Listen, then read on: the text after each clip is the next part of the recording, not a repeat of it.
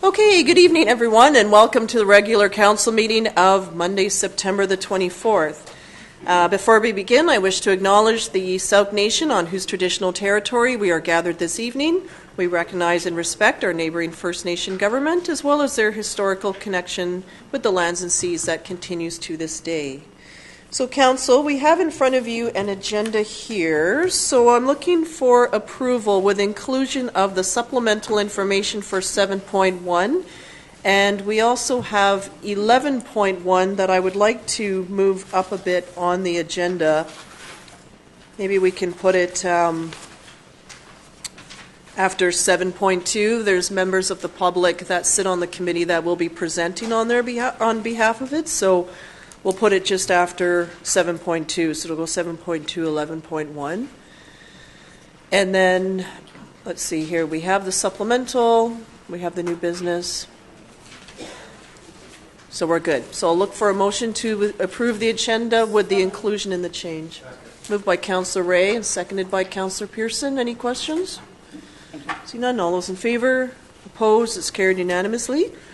We have minutes for information. They're here from the September 5th Development and Land Use Committee with a motion or a recommendation to receive the minutes for information. Would anyone like to make that motion? Moved by Councillor Pearson and seconded by Councillor Parkinson. Any questions?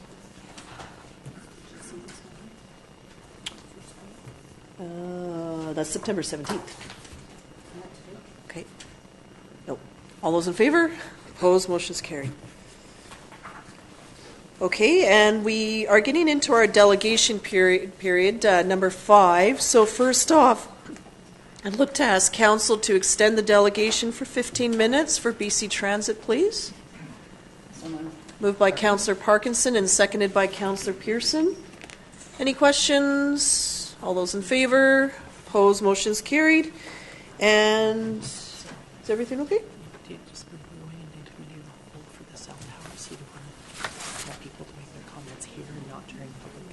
Okay. I can do that. Okay, so welcome BC Transit, and we have Adriana McMullen. Yes. Good evening, welcome, and if you could please turn on the microphone. Thank you. Good evening, Your Worship and Council. Thank you very much for having us here tonight. Let's see here. Oh, there we go. Great, so we're here. Oh, is it on? Yeah, it's on. Okay. We're here this evening to speak about the local area transit plan program for the Sooke area. This is a plan that follows upon the transit future plan that was adopted by the region, and it's a 25-year visionary plan that enables us to develop the transit system that we will need for the region. It identifies rapid transit service levels, frequent transit service levels, local transit service levels, and also targeted transit services. The end goal of the transit future plan is to achieve a target mode share of 12% for transit trips in the region. And a key part of that is the rapid transit priority corridor that we are developing along Douglas and the Trans-Canada Highway. We've been making some great strides in that recently, and the Commission is expecting to see a time savings of about 15 to 20 minutes on transit routes that are using that corridor once it comes into effect. Now, the Local Area Transit Plan program works beneath the umbrella of the Transit Future Plan, and it works in local areas, and it defines the service and infrastructure strategies for these sub-areas that we'll be needing to work towards to achieve that broader goal of the Transit Future Plan. And it will also inform the 3-year budgets and also the financial strategy. The plan, if you wanted to look at it in an analogy of local area planning, land use planning, the Transit Future Plan would be equivalent to an OCP, an official community plan of a community, whereas the local area transit plan would be like a neighborhood plan. So that's kind of what the analogy would be if we were to look at this from a land use context. There we we go. And there are 9 areas across the region that we are completing local area transit plans for.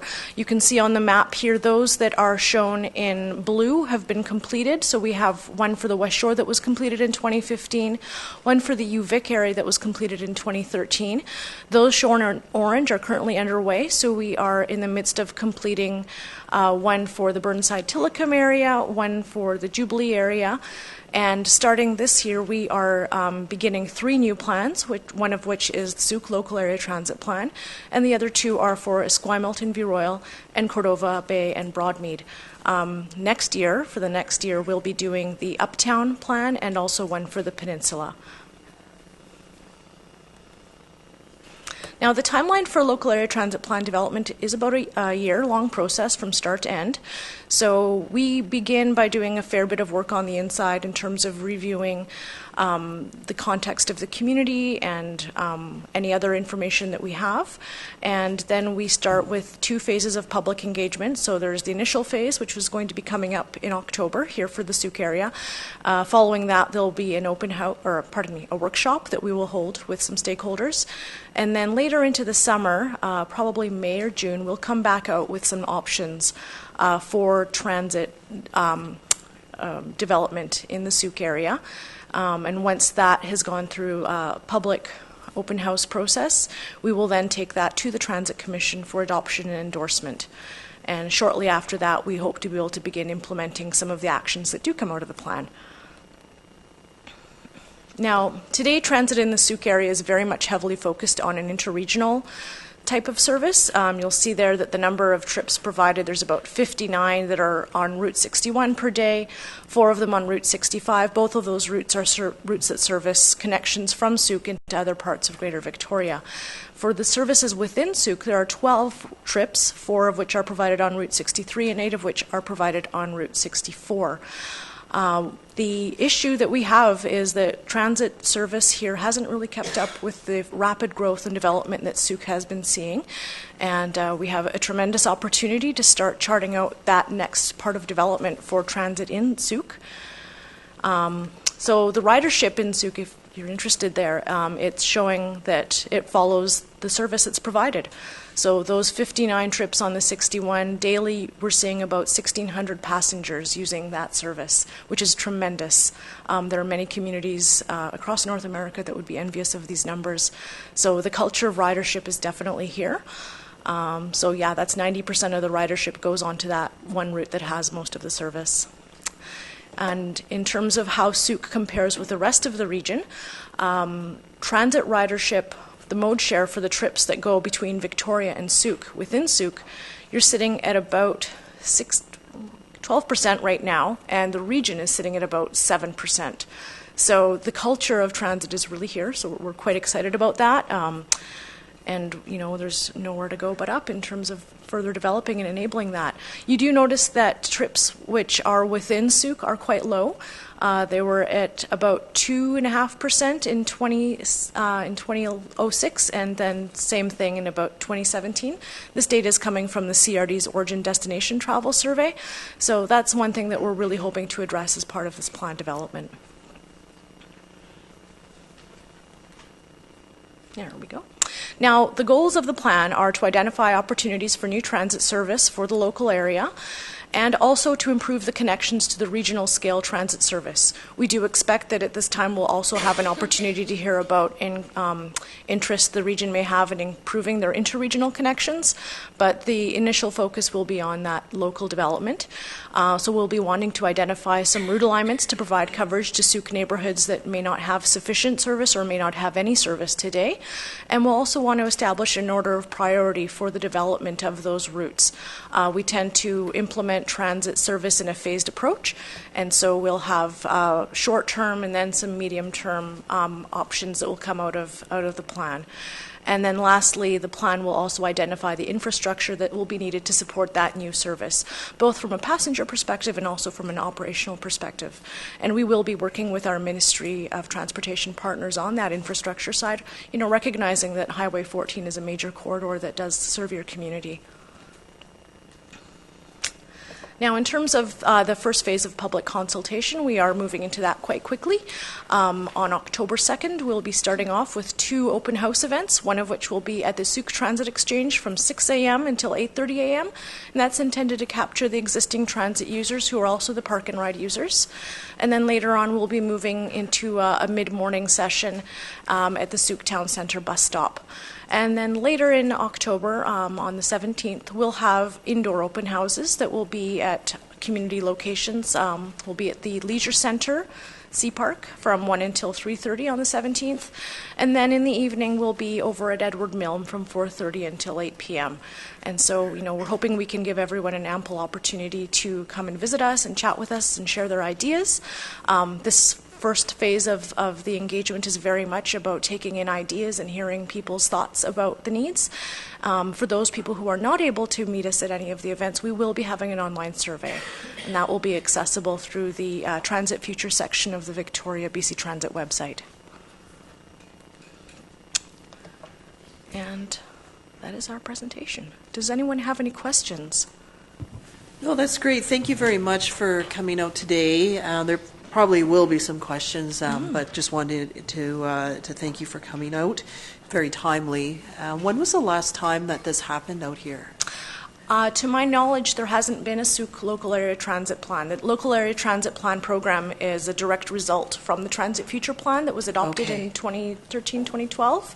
And so we are going through and doing plans for the whole area, and it is, to my knowledge, the first series of local area transit plans across Greater Victoria.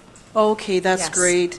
And I'm also glad that you broke out the dates, because initially I saw that the bus would only be here on October 2nd for community feedback, and now it's on 2 different dates, which I think is great, as well as the survey.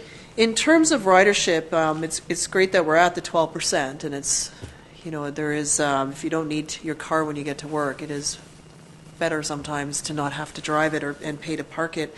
But I think with those internal buses, the reason why the ridership is so low, it's just the time of day. And I've taken one myself where you can take it into town, but it doesn't return you back. You have to do the whole loop again. So, and that could be why. And the first bus doesn't come by until 8 o'clock. So it doesn't even get commuters down to a park and ride to catch the 61 in because of the later starts that it has. So through these, the public engagement that you'll be doing, this is where you're going to hear from residents in terms of what routes they want to see, where, frequency. Trip times, coverage. All those sorts of things. And connections to the regional service. And it's exactly an opportunity that we, have to build upon. Will residents also have the ability to make comment on Handy Dart services? The service plan is very much focused on the conventional service, but we are happy to take comments about Handy Dart, and we can pass that on to Handy Dart. We are somewhat constrained in that we're still looking for additional facility space for our Handy Dart. Right. And so, but we are definitely open to hearing everything that comes our way in terms of comments from customers. Okay. That's great. Thank you. Councillors. Councillor Ray, please. Yes, thank you, Worship, and thank you very much for coming out as a rider for over 7 years. I certainly will look to your online component because I won't be in the community on either of the days. And I'd just like to reiterate what the Mayor said. I pass a lot of people walking at all hours, 6:30 in the morning till 9 at night, headed up to Sun River.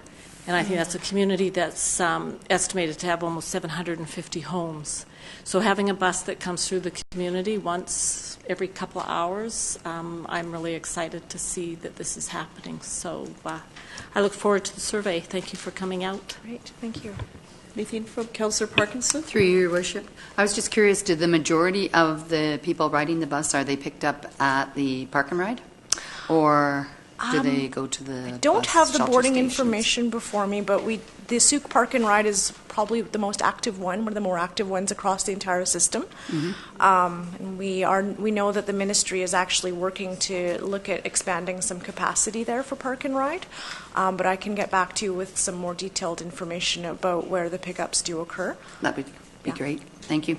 And you will be sending out the dates and posting it in the papers for the residents? Yes, there will be a social media campaign and I believe also a newsprint campaign. and I can also clarify what advertising will be done. I know that the Sooke Mirror did recently run an article or some coverage about the events, and unfortunately we had one of the dates was not quite right, but it's gives us a little bit more time to get the word out there with Good. it being on the Thank 17th. you. Yeah. That's great. Councillor Pearson? Yes, through the chair to you. Thank you for your presentation tonight, and I think it's critical for any community. It's exciting to know that we're in that top percentile. When you say you're going to talk to the stakeholders, just what's a general statement of who your stakeholders are? Who does Transit vision those stakeholders? Yeah. So the stakeholder workshop that will be held later in the process, likely January or February, it'll have a mixture of existing transit passengers and also community members who would like to be transit passengers, and then also those who may have a special interest in transit. So, for instance, in the Burnside-Tillicum plan, we worked quite closely with Camosun Interurban because it was right on the corridor. And if council and staff have any suggestions of groups that we definitely need to engage in that, we are very open to hearing. We are planning to have representation from Boucher Bay, for instance. They're on one of the shoulders of the plan boundaries, and it's a community that currently doesn't have access to transit, so this will be an opportunity for us to include them as part of this plan process. Right. Well, thank you very much. Mm-hmm. Thank you. And then just further to that, it would be to reach out to the Sooke Nation if there's a way that a community bus could extend through to their lands, and likely the school district as well. And I see that you're at Sea Park, so you'll get good feedback there, because now the one commuter bus does pull right in to that area, and Air Manor would be another one where we have some residents that would probably use the community bus to get into medical appointments, but may need to take it into town, into Victoria, to make some changes there. Well, with Spit residents. Councillor Parkinson will fill you in on that one too. Okay, well, thank you very much. Have a safe commute home. Are you taking the bus back to Victoria? It's a stop just across the street. Maybe next time. Much. Okay, thank you. Okay, our next delegation this evening is Mr. Eric Boucher from the North Sooke Community Association. Welcome. Good evening, Your Worship and Council. Thank you for giving us the opportunity to address you tonight. I reside on Connie Road, and with me is Jean Palmart from I Am Place. And we're presenting on behalf of the residents in the area between the district boundary with Metchosin and the area near Cooper's Cove. I'd like to acknowledge other members of our delegation present this evening and just ask them to raise their hands. So we're here tonight to state our concerns related to highway infrastructure, and specifically the recent proposal by the Ministry of Transport to realign portions of Highway 14.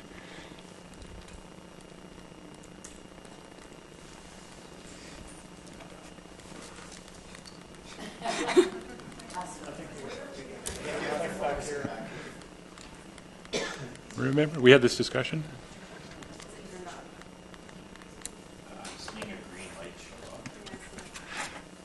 All right, well, we'll move on. In June, the Ministry of Transport initiated public consultation regarding proposed investments on the Highway 14 corridor, and what raised our concern was there one page near the back that proposed to realign a 5.1 kilometer portion of Highway 14. Slide. There's no reference to plans outside this section. So over the long term, this is perhaps a $50 to $100 million transportation project, and we've spoken to district and provincial staff about it and become much better informed about the issue. And we're interested to learn that, this is annoying, that the most recent highway infrastructure study is dated 2008, and obviously much more development and growth has occurred in the last 10 years, and it's accelerated since this study. At the same time,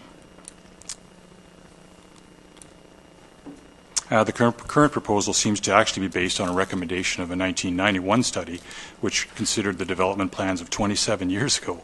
However, the consistent theme has certainly been the inadequacy of Highway 14 and recommendations that improvements, including an alternate or parallel routes, are essential to achieving the adequate level of service that we should expect.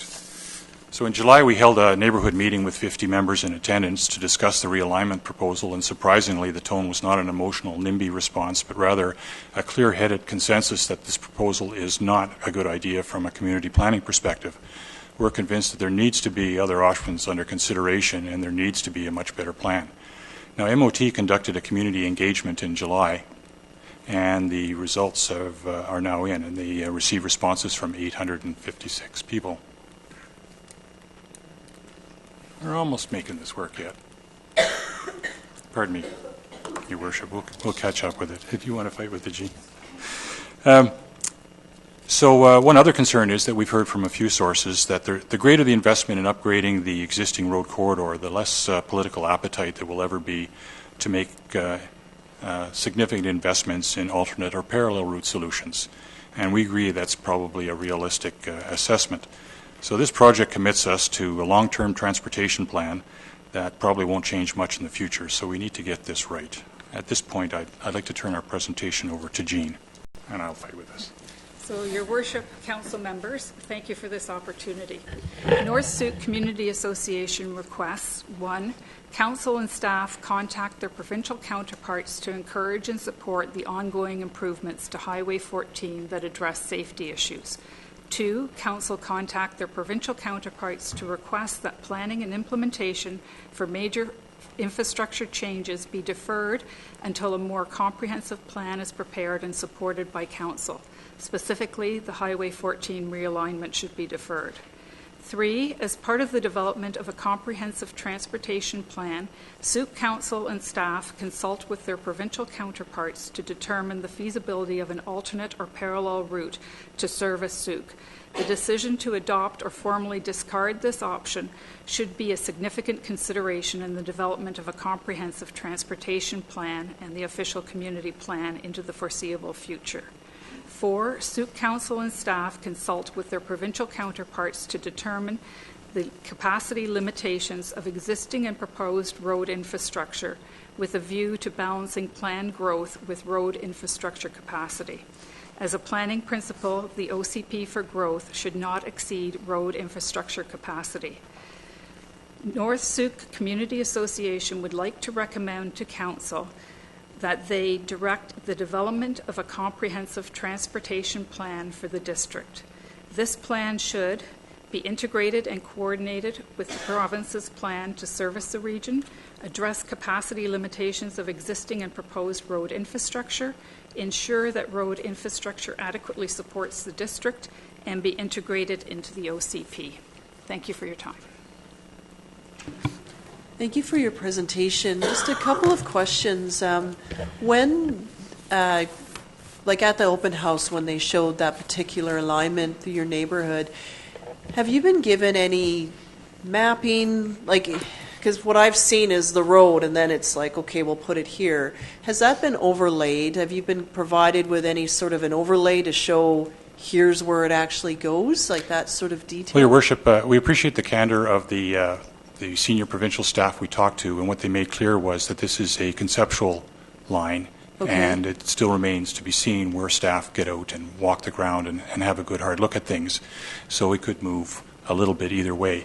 But this is where they're drawing the line, and right now there's about 2 to 3 dozen properties that are affected, including ALR and stuff like that.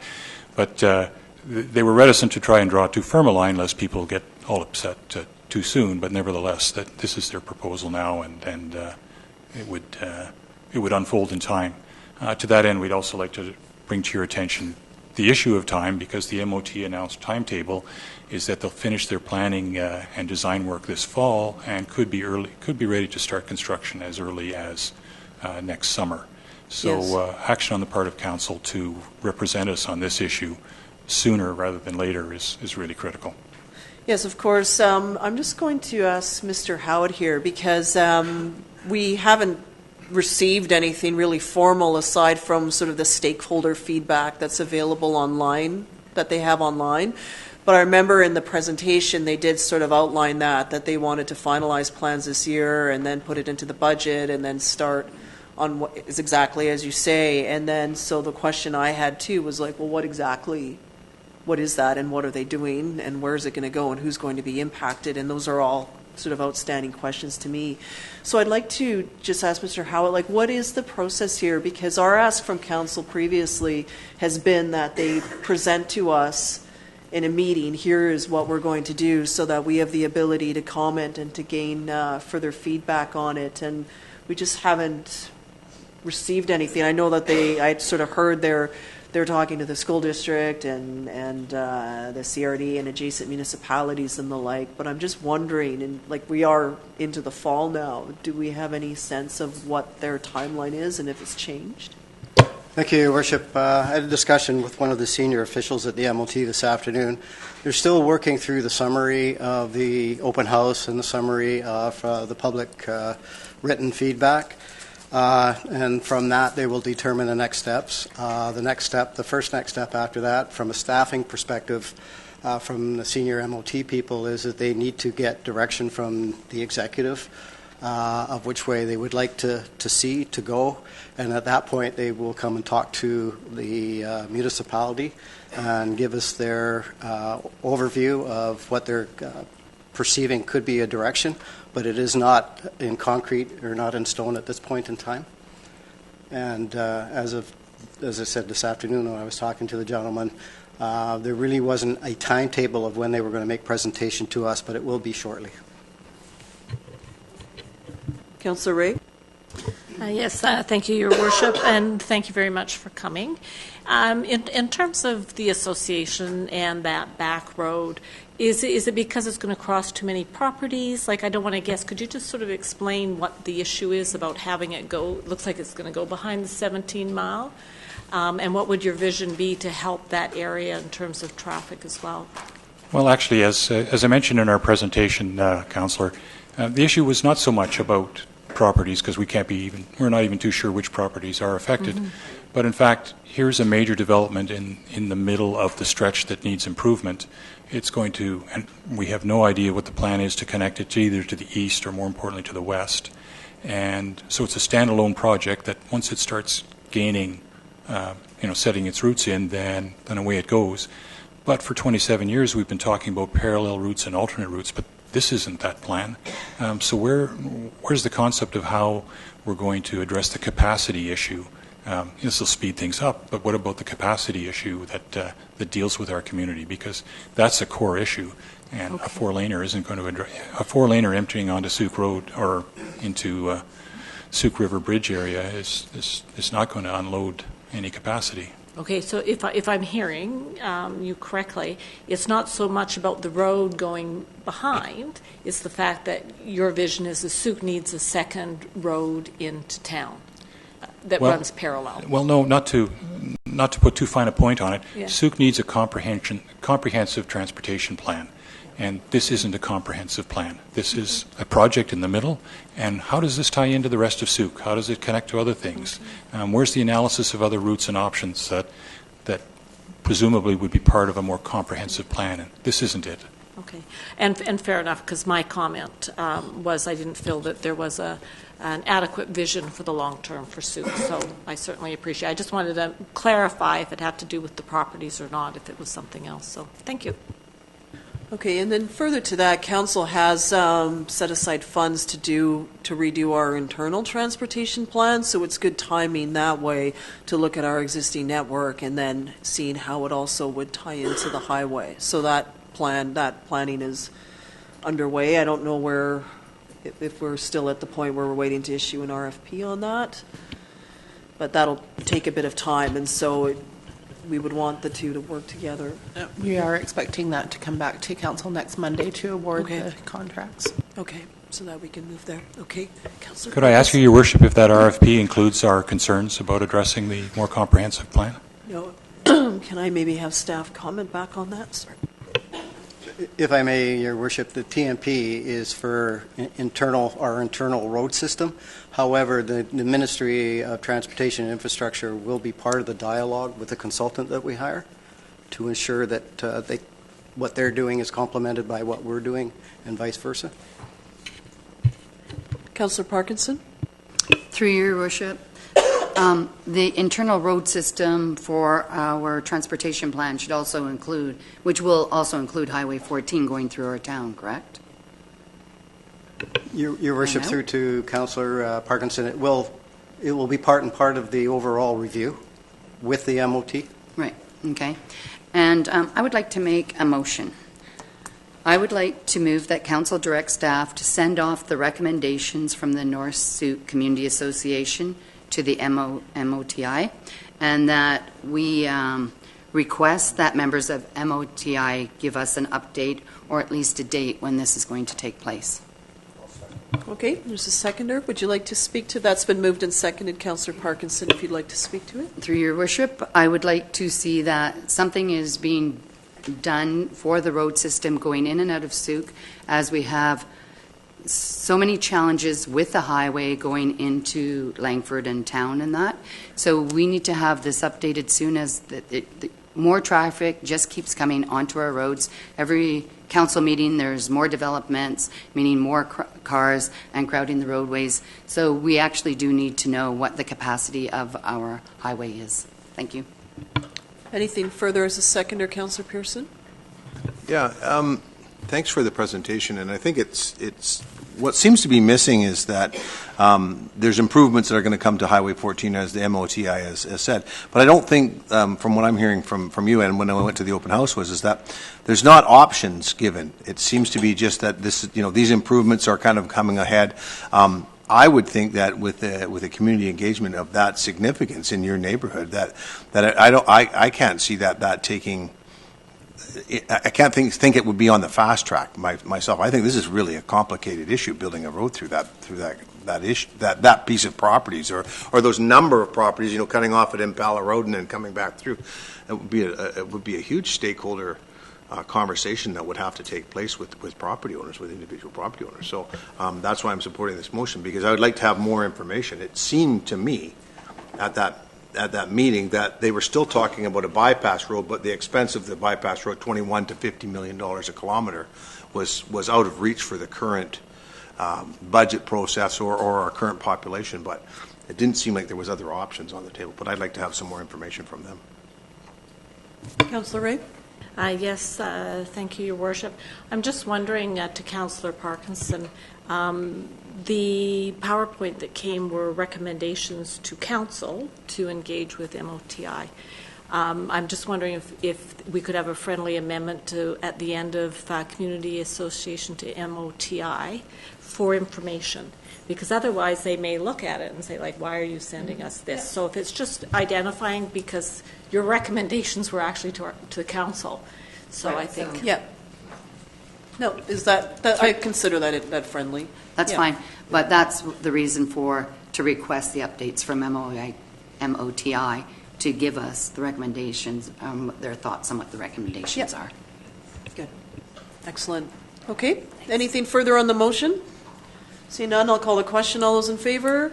Opposed? It's carried unanimously. Thank you very much for attending this evening. This is really important feedback from us, because it's just been that one open house, and then the survey, and then just sort of the materials that are online, and there hasn't been much follow-up from that. So I really appreciate you taking the time, and about half the room for also making it to our meeting tonight. So thank you very much. Thank you, Your Worship and Cal. Can we get a copy of that? Can we get a copy of that PowerPoint? I'd like a copy of it. I don't think it's... Question for staff. Can we have a copy of the PowerPoint, please? Can that be sent back to Council, please? Okay, thank you. Thank you. Okay, next up is item 5.3, the Cenotaph maintenance from the Royal Canadian Legion branch number 54.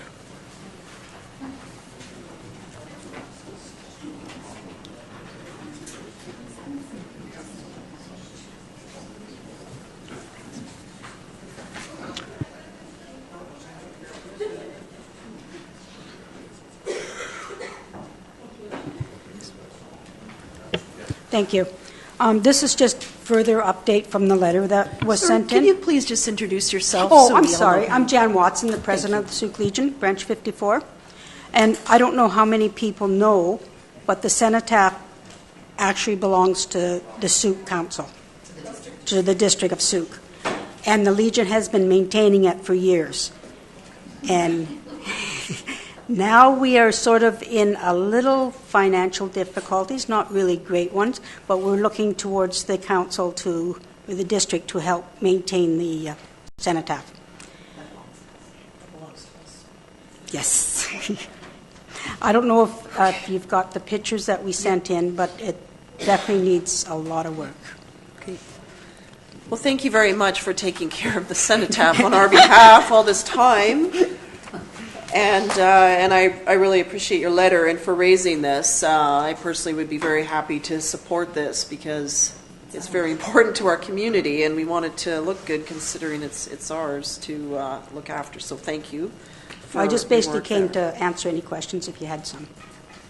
Yep, I think we have something around $1,200. Councillor Parkinson, then Pearson.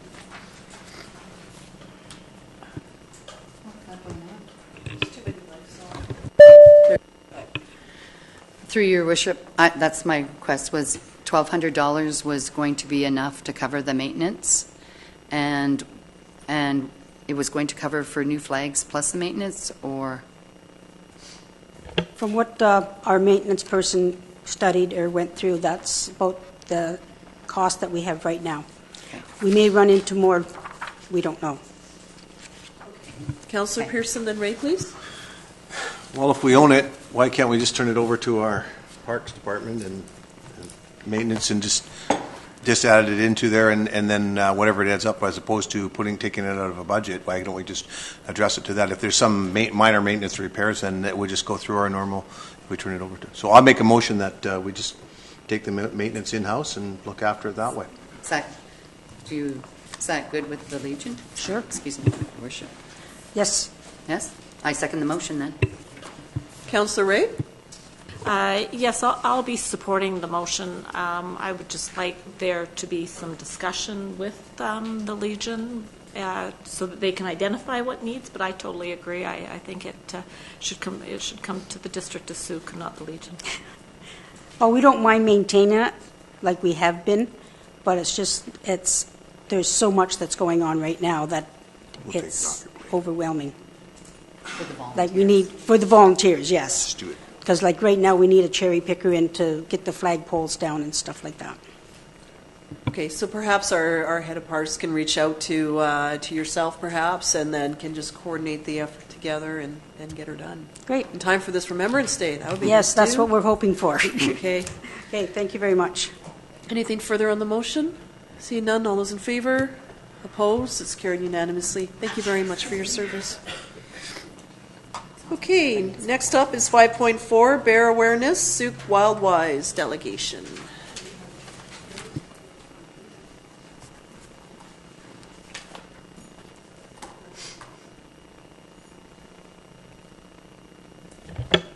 Good evening, and thank you so much for allowing me to speak this evening. For those of you who don't know me, my name is Samantha Webb, and I am the new community coordinator with Wildwise Sooke. You might have been familiar with Debbie Reed beforehand, but she's passed the torch to me, so you can get used to seeing my face around here. So Wildwise Sooke, we have been in the community for the last 8 years or so, successfully providing quality education to the community on how to coexist with wildlife. We work hand in hand with the Conservation Service, RCMP, UBC, Royal Roads, the local high schools and middle schools as well, community members, businesses, and organizations. Our work with Royal Roads University is what I'd like to discuss with you today. They have done a lot of work for us and assessed and surveyed the local professionals, community members, and looked at the effective bylaws that we have in place and made suggestions for future ones, as well as the usefulness of public education, and created a plan for Sooke. So year one was their first phase, year in 2017, they created the Bear Hazard Assessment Plan, in which they studied the bear behavior and common corridors, and as well as the the things that are attracting bears out of their natural habitat and into the community, keeping them there, such as garbage and livestock, things like that. They estimated the amount of time and effort and surveys and everything that they put into this plan to be about $40,000 or so for the bill.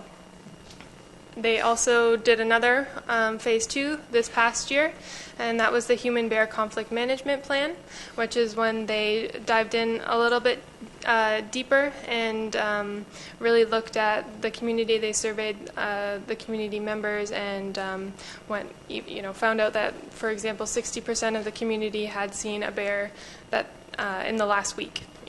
Things like that, wanted to see how often the community was seeing bears and what kind of interactions that they were having with them. The completed version of that came out in August, and they estimated it to cost Royal Roads and their students about $42,000. So they looked at all sorts of different things, what the community viewed bears as. Most of them saw them as an important member of the community, their neighbor, and a symbol of Sooke. That was more so than they were considered pests. It's just good to differentiate, I guess, what the community is, their vision on bears specifically.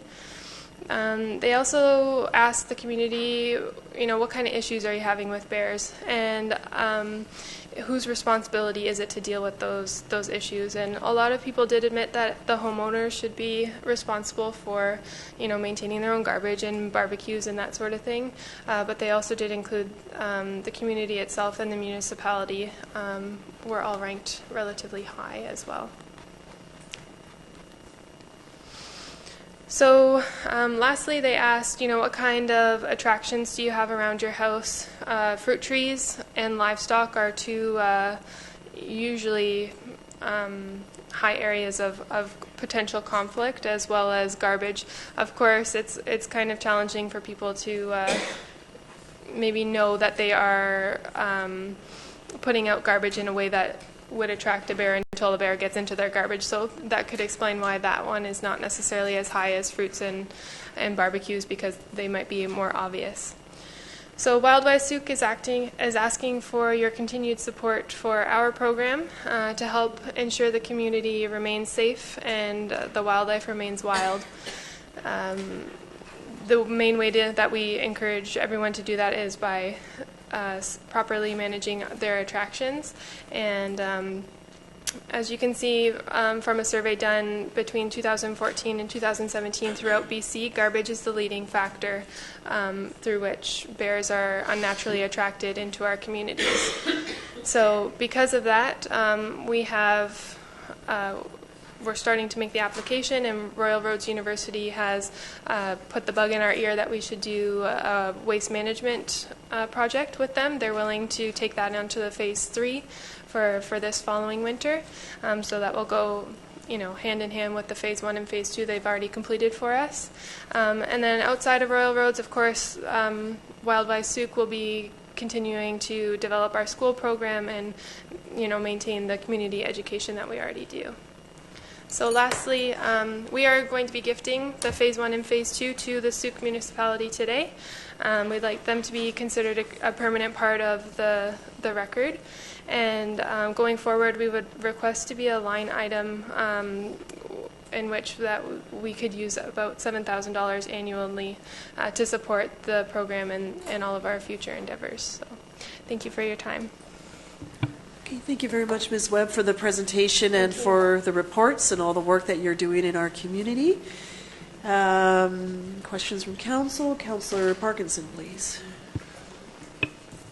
Through you, Your Worship, thank you for the presentation. Council has put me on the Wildwise Working Group, which is different from this group, whereas we meet here at the district with district staff, the police, the conservation officers.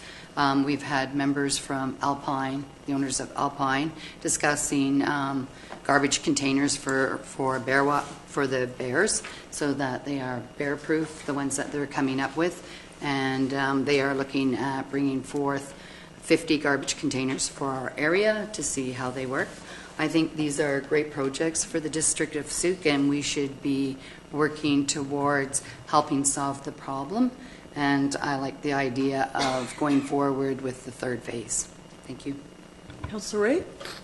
Yes, thank you, Your Worship, and through to Ms. Webb. I have fully supported Wildlife Sooke for all the years, even when they started coming for community grants. I also feel that what's important about this program is this program affects every single person that resides in Sooke. And I can support a program in a line item such as your request because it does impact our entire community. And so I will move that Council recommend a line item of $7,000 a year to support Wildlife Sooke. I think it's good money, well spent. Can I get a seconder for that?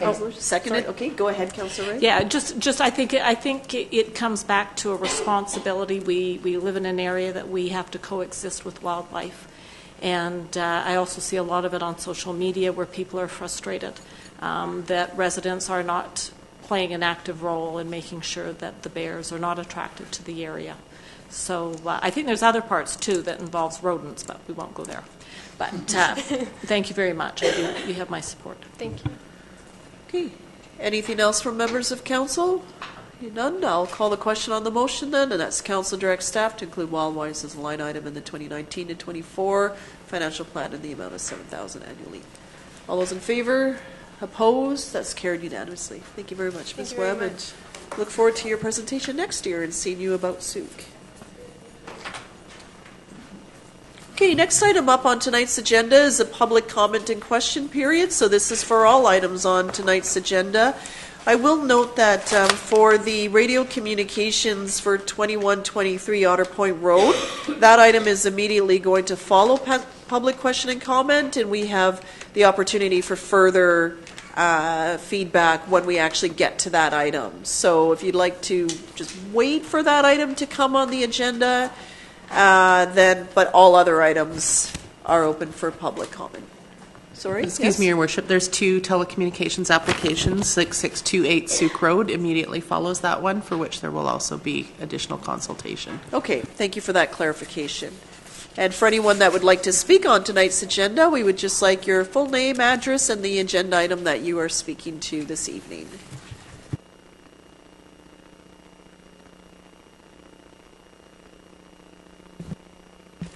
Good evening, Your Worship and Council. My name is Reg Berry.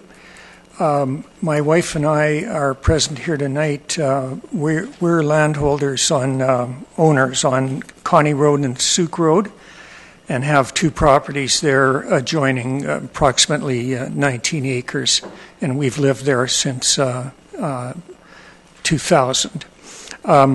There's the North Sooke Community Group was founded in a meeting in our barn. So there's two issues that I just wanted to bring forward to all of you tonight, but before I do that, I wanted to thank all of you for what you do and what you've done for Sooke, and I, as a taxpayer, and I know my wife, really appreciate what all of you do in your respective jobs. The first plan that Ministry of Transport sent out that Eric Boucher just happened upon has a dotted line that starts at, Gillespie to Connie Road, and then a second dotted line going through our barn property that ends up at Impella Road. So I sent the engineer at Highways a note, and I said, do you realize that on this 2-kilometer stretch from Connie Road to Impella Road that you'd have to build a 400-meter long bridge right behind our barn to get over the Veach Creek floodplain, and then you'd have to build a 200-meter bridge at Impella Road to get back over the Veach Creek floodplain again. So you've got 600 meters of bridge, because we had an engineer look at it, because most of our property is in the back over Veach Creek. So we know this. They had no clue about it. And he said, well, I'm sorry, I said, well, if you'd have come and walked the property with me, I would have showed you that. Notwithstanding that, if we were to want to sell our property, which God forbid we aren't, any prudent purchaser would look and see a dotted line through our property. So it would essentially be rendered unsaleable. So this is a big issue. This is a bigger issue than engineers or planners drawing dotted lines on and then publishing them on the internet and literally not having any interaction with the landowners. And there would have to be 10 expropriations, most of them in Metchosin, but ours and the Bouchers and the Wilson's property, which is huge from Gillespie to Connie Road, and so on. So it's multi-millions of dollars of expenditures, bridges, that no one's kind of thought about very deeply. The second thing I would ask your consideration of is, at some point, somebody has to say to the province of British Columbia, we need a second road into Sooke. We've got an issue with safety. We've got an issue with fire safety, with tsunami problems, with flooding, and there's no way out. And the only way out, we all know what it is. It's 5 hours going around the other way. So would it help for the new council to say to the Premier, our elected MLA, you know what we're going to have to do in Sooke? We're going to have to put a moratorium on development until we get a second alternate planned and put in place with a long-term plan to be undertaken now, not 27 years from now, but now. Because if we don't do something with some leverage with the Premier, we'll never do it if he isn't representing us and somebody else is. Just a thought. And again, thank you. Thank you, Mr. Barry. That was very well said. Thanks. Other members of the public that have comment on tonight's agenda, please.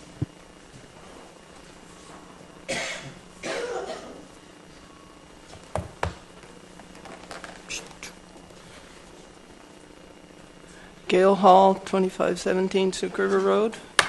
I'd like to just address this playing field business at Sun River.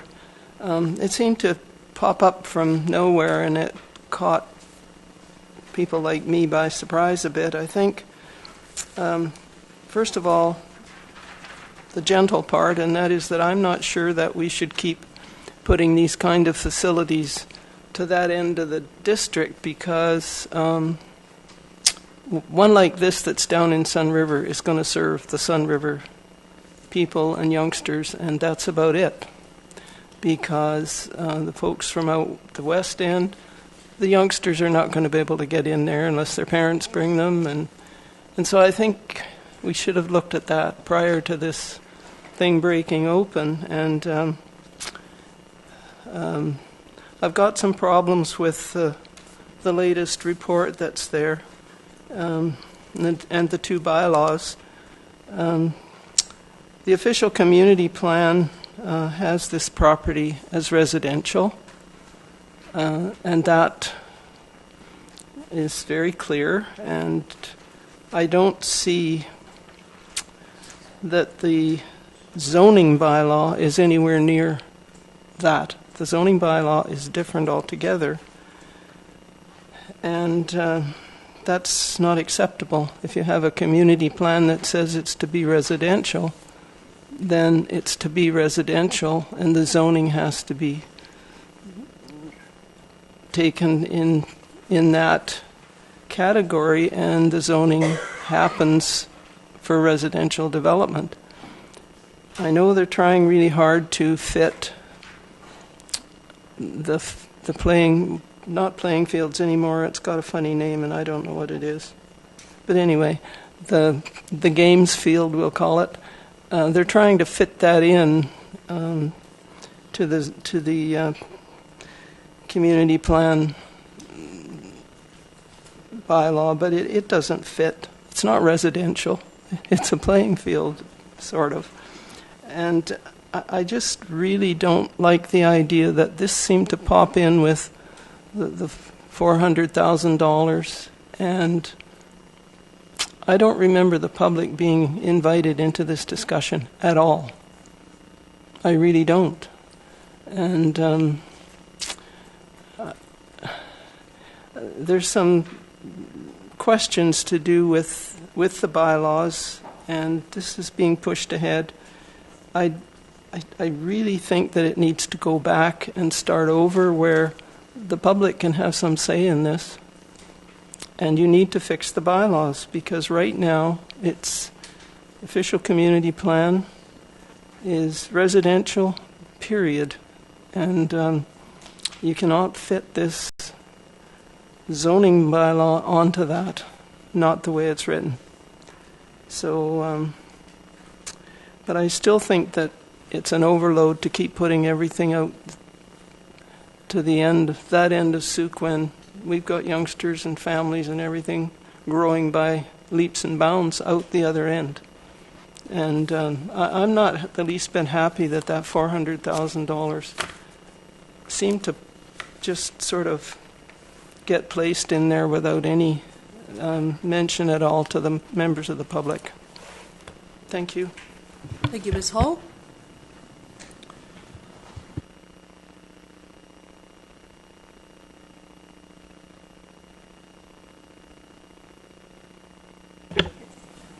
Good evening. I'm Kevin MacArthur. I live at 6495 Riverstone Drive in the Sun River development. I want to speak to agenda item, I believe it's 8.1, the downzoning of Maple Avenue South. Is everybody with me there? I think that's there. Can we possibly pull up the map on which it shows the neighboring property? We'll be getting like a full staff report. I understand, but it will make my comments quicker. I'm beginning to sound a little bit like a broken record on these downzonings. We're talking about turning another RM2 lot into an R3 setup, eliminating what looks to be about 6 multifamily units from the district, replacing them with 2 more expensive single-family homes. Yeah, so 1919 is the neighboring property. You can see the kind of the building form of the neighboring property. I think we really have to understand that when we make these choices at the council table, that this will eliminate affordability. And so, pardon? Yes, eliminate the affordability. So I think that we have to really look at every time we read downzoning. It keeps happening at this table. This has to be an item. It's against the OCP. The OCP says we don't support suburban sprawl. It says we will support multifamily buildings. This is a place to do it. While I've got 30 seconds left, I will say I'm an enthusiastic support of the Sun River playing field. My little kids will be the ones who will end up using it. It's a master plan community, and that area was always designated for schools and playing fields and that kind of stuff. It's right in the center, and it's the perfect use for that space. So, thank you. Thank you, Mr. McAllister. Other members of the public tonight?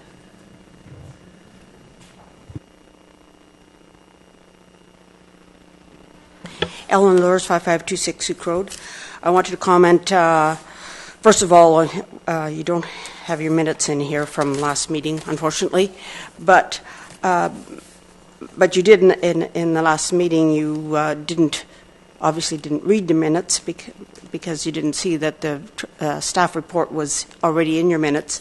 And so I'm concerned that perhaps council members aren't fully reading their staff reports and information that's given to you. And on Woodlands Road, for instance, I don't see that there's a traffic plan. There's a lot of discussion about traffic coming onto Sooke Road and the issues in that, so I don't see the report. Maybe I'm missing it. But on your policy and bylaw review, just for your information, you should read that on page 212. what's required for agricultural and food security policies in your bylaw. And because some people didn't know what the bylaw said that they, for the last meeting, that they didn't know they had that bylaw, although it was used to shut down a business already by this council. To ensure sufficient barriers between agricultural lands and adjacent non-agricultural properties, but use of best practice guidelines from the ALC should be considered during the planning or development processes. So that includes agricultural land. It's treated the same as ALC land. It's in your own policies. So just for your information. And also on your other proposal on 6736 West Coast Road, you may not know this either, but staff has given you that information. The proposed cost of construction of the addition was above $50,000 in value, thus triggering the requirement for a development permit. And that's, a lot of things are being done in Sooke under $50,000. Oh, well, it cost me $49,900. So I'm not going to make an application because I don't have to, because it doesn't trigger me to go to staff. So a lot of things are being done in Sooke. Oh, well, it's $49,900 this year, and I'm paying $49,900 next year, so I don't have to apply for a permit. So you need to be aware of that, and there's your staff report telling you that. Thank you. Thank you, Ms. Lures.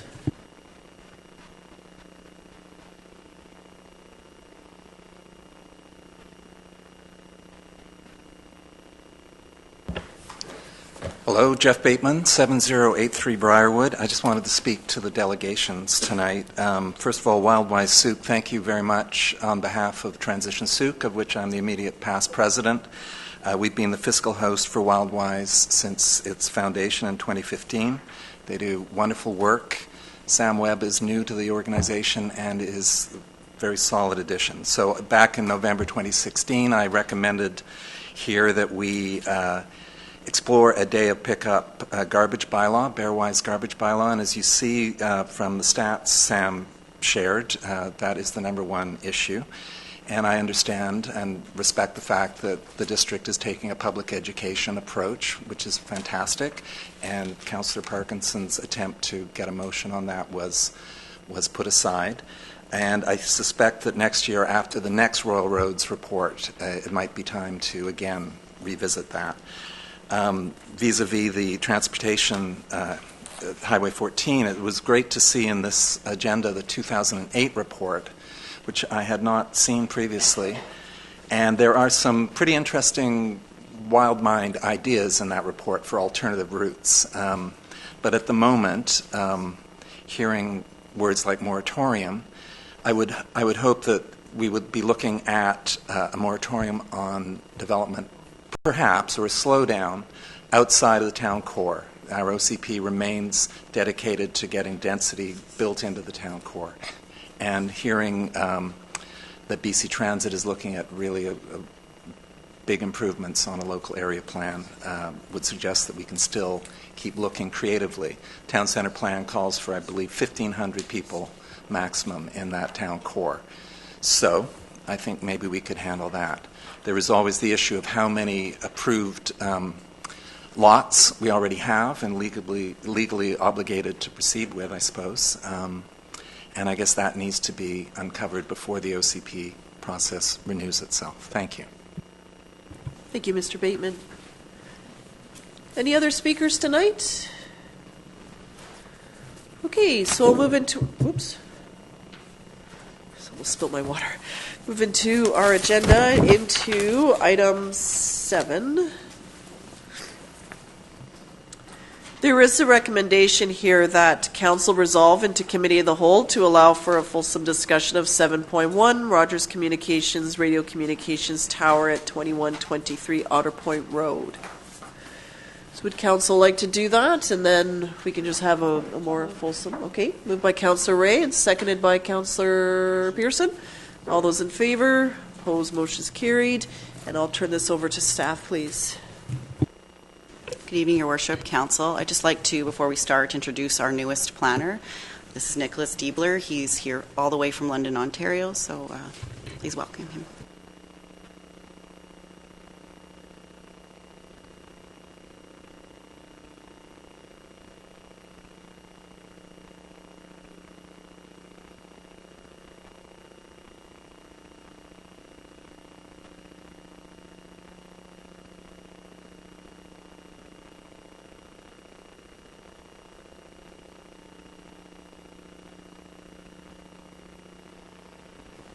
Okay, through your worship to council, the District of Sooke has received a proposal from Rogers Communications to erect a communications tower at 2123 Otter Point Road.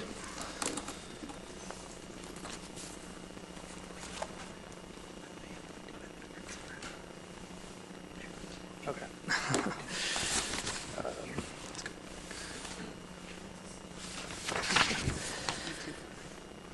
That's good there. Yeah, thanks. Okay, so I'd just like to reiterate that municipalities do not have the jurisdiction over the placement of telecommunications towers. So today we're here only to hear public concerns and pass along any issues or any comments that are received to the Federal Department Innovation, Science and Economic Development Canada, or ISED for short, and to the applicant as well in the form of a letter of concurrence or non-concurrence. ISED has developed the radio communication and broadcasting antenna procedures to help guide the consultation process with the local land use authorities, which the applicant has followed.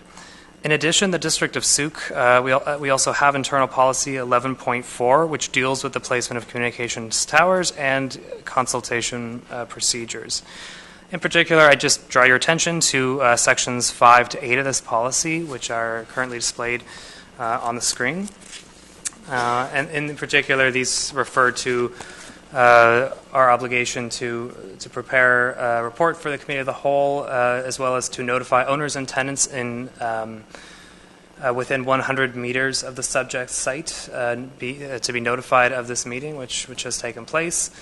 The recommendations of the Committee of the Whole will then be forwarded to Council, and ultimately the Development Services Department will forward Council's comments and recommendations concerning the application to ISED and to the applicant, which is in this case Rogers.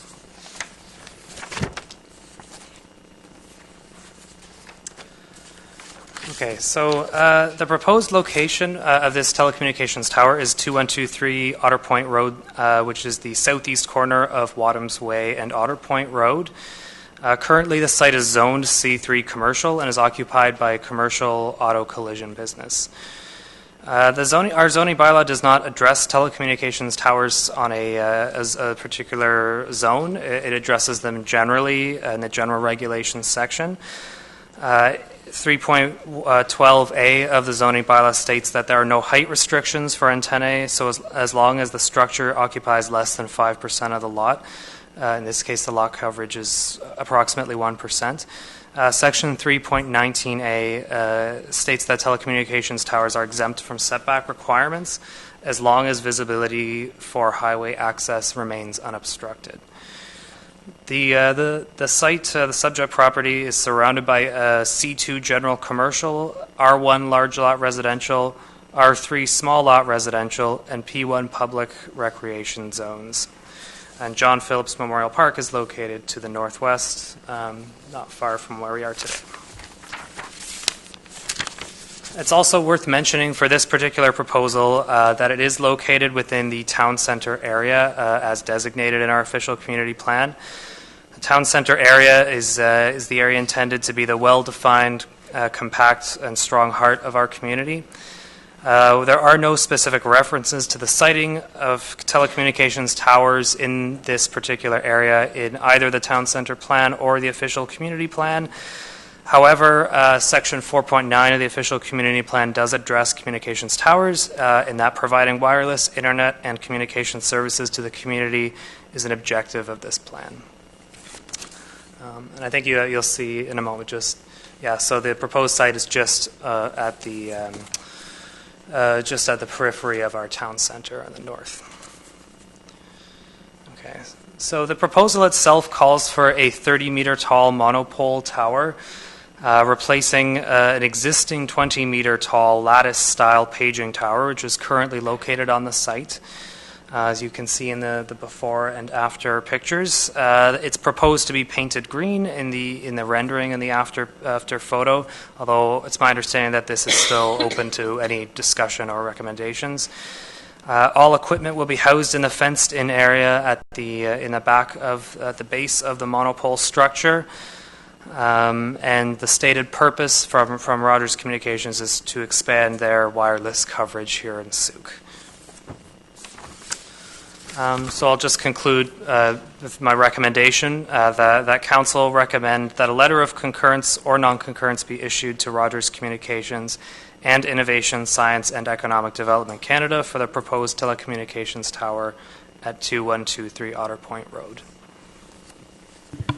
Thank you very much for the presentation. In any conversation with Rogers, is it the intent to also improve their service? Yes. Okay. Sorry, would you like to come forward, please? I'm just asking that because my district mobile that I have is a Rogers issued one, and I've just noticed that the Yeah, if you just turn on your microphone, if you don't mind just introducing yourself. Sorry. So, my name's Heather Oliver, and I'm here representing Rogers Communications. And in projects like these, Rogers identifies key areas in which they need service improvements, and we selected this area because of the commercially zoned area, as well as the existing pole. So we were trying not to bring in a brand new tower and create redundancies. So that's why it was selected. Okay. Yeah. And then the added height then would help improve the coverage. Exactly. Yeah, so we're taking into account tree growth from when that initial tower was initially constructed. That was 20 meters, I believe, and it's now we're proposing a 30-meter tower.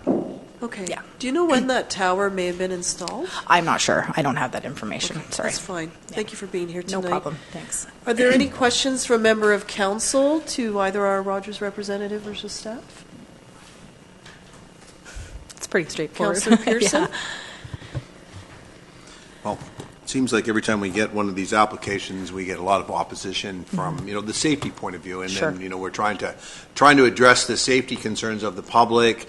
And in our downtown, we've turned down a couple of our non-concurrence with some that have been in our town center before. So it's a bit of a struggle when we come, with the beautification piece of it. We're trying to promote the downtown, and I recognize, it is in a commercial corner of our property. But again, it's always the safety concerns that when you read through all of the concerns that the neighbors bring up, it's around the safety of the thing. So, and I won't beleaguer the point because I've read both sides. Of course, yeah. And of course, the industry says it's safe, and and then there's people who say that it's not safe. So, yeah. I struggle with it in the downtown core. So, just comments. Thank you. Yeah, so I understand that. That is obviously the number one thing that typically comes up when we have a proposal for a tower of any kind is the health concerns. There's a lot of misinformation on the internet. I've read through all of those too, and if you read through them, and it's very easy to be scared off. However, when you read Health Canada's stance and Vancouver Coastal Health stance, Rogers and all carriers have to abide by Health Canada's Safety Code 6. And this particular tower, we estimate, will be about 4% of the limit of radiation. So it's very, very, very safe technology. In fact, we have antennas on Children's Hospital in downtown Vancouver. So, and there's towers all around us, all over the place, and it's really hard to necessarily change somebody's opinion on the health aspect, but as far as we're concerned, we go by Health Canada's standards, and we have to follow that legally. So as far as we're concerned, there's no safety issue. Thank you very much. Anything else from members of council? Are there members of the public that would have comment on this particular application? I think there's some materials. Yeah, for the this yellow one in the supplemental, so council may have received that. Yeah, so this is I just read through this supplement. So my partner had responded to an email from a citizen. So this pretty much would summarize everything that I would say with regards to the health and safety concerns, or any comments with regards to property. Okay, thank you. So I think it's pretty well summed up in here. Yeah. Okay, thank you. Okay. Yep. All right. You're good? You can turn to your seat. Thank you very much. Okay, so procedurally at this point, council can resolve, can we just stay in committee of the whole and also deal with the next one, and then it just seems a little more convenient that way? Okay. So we'll go to our next presentation, and then we can resolve out and then make recommendations at that time. And over to staff, please. Thank you. Okay, so the District of Sooke has also received an application from Freedom Mobile to construct a telecommunications tower at 6228 Sooke Road. At this point, again, I'll just reiterate that municipalities do not have jurisdiction over the placement of telecommunications towers. The ultimate responsibility is to send a letter of concurrence or non-concurrence to the applicant and ISED. So in this case, the proposed location, as I mentioned, is 6228 Sooke Road, which is zoned M2 General Industrial. It's currently occupied by a sand and gravel business and an auto wrecking business. Quite a large property. Surrounding land uses are P2 Community Facility. That would be the Edward Milne Community School, located directly to the south. P3 Community, P3 Public Utility. That's BC Hydro's Sooke substation, directly to the west. RU2 and RU3 Rural, and P1 Public Recreation, and that would be the Galloping Goose Trail, which bisects the property at the northeastern portion. Our zoning bylaw, again, does not address telecommunications towers on a specific zone-by-zone basis, but just has the general regulations. Again, that height restriction, there's no height restrictions as long as a structure occupies less than 5% of the lot, and they are exempt from setback requirements as long as visibility is maintained. Our official community plan designation, land use designation for this site is IND Industrial, which is an area in which all industrial development is supported. And once again, under Section 4.9 of the official community plan, providing wireless internet and communications services to the community is an objective of that plan. You can see in particular the proposed location where it approximately is on this site. So in the proposal itself calls for a 45-meter tall monopole tower, which would include 8 flush-mounted antennae and 3 microwave antennae. In the proposed rendering, it's once again painted green to blend in with the surrounding trees. The equipment compound would be at the base of the tower, enclosed by a chain-link fence. It's approximately 15 meters from the existing auto wrecking business to the west. And once again, the purpose is to expand wireless coverage in Sooke, in this case for Freedom Mobile. And I'll conclude again with the recommendation that Council recommend that a letter of concurrence or non-concurrence be issued to to Freedom Mobile and Innovation, Science and Economic Development Canada for the proposed telecommunications tower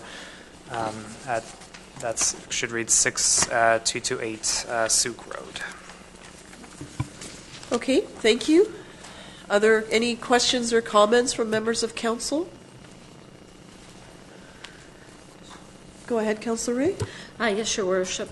Just in terms of procedure, if we recommend the letter of concurrence or non-concurrence here in the Committee of the Whole, will we hear it as council following right after, or are you going to want to put this over to October 1st? What I was saying is that we could resolve out and then as council just make a recommendation at that time. Thank you. Anything else? Okay. Are there any members of the public that would like to speak on the proposed application for 6228 Sooke Road? Ellen Lewis, 5526 Sooke Road.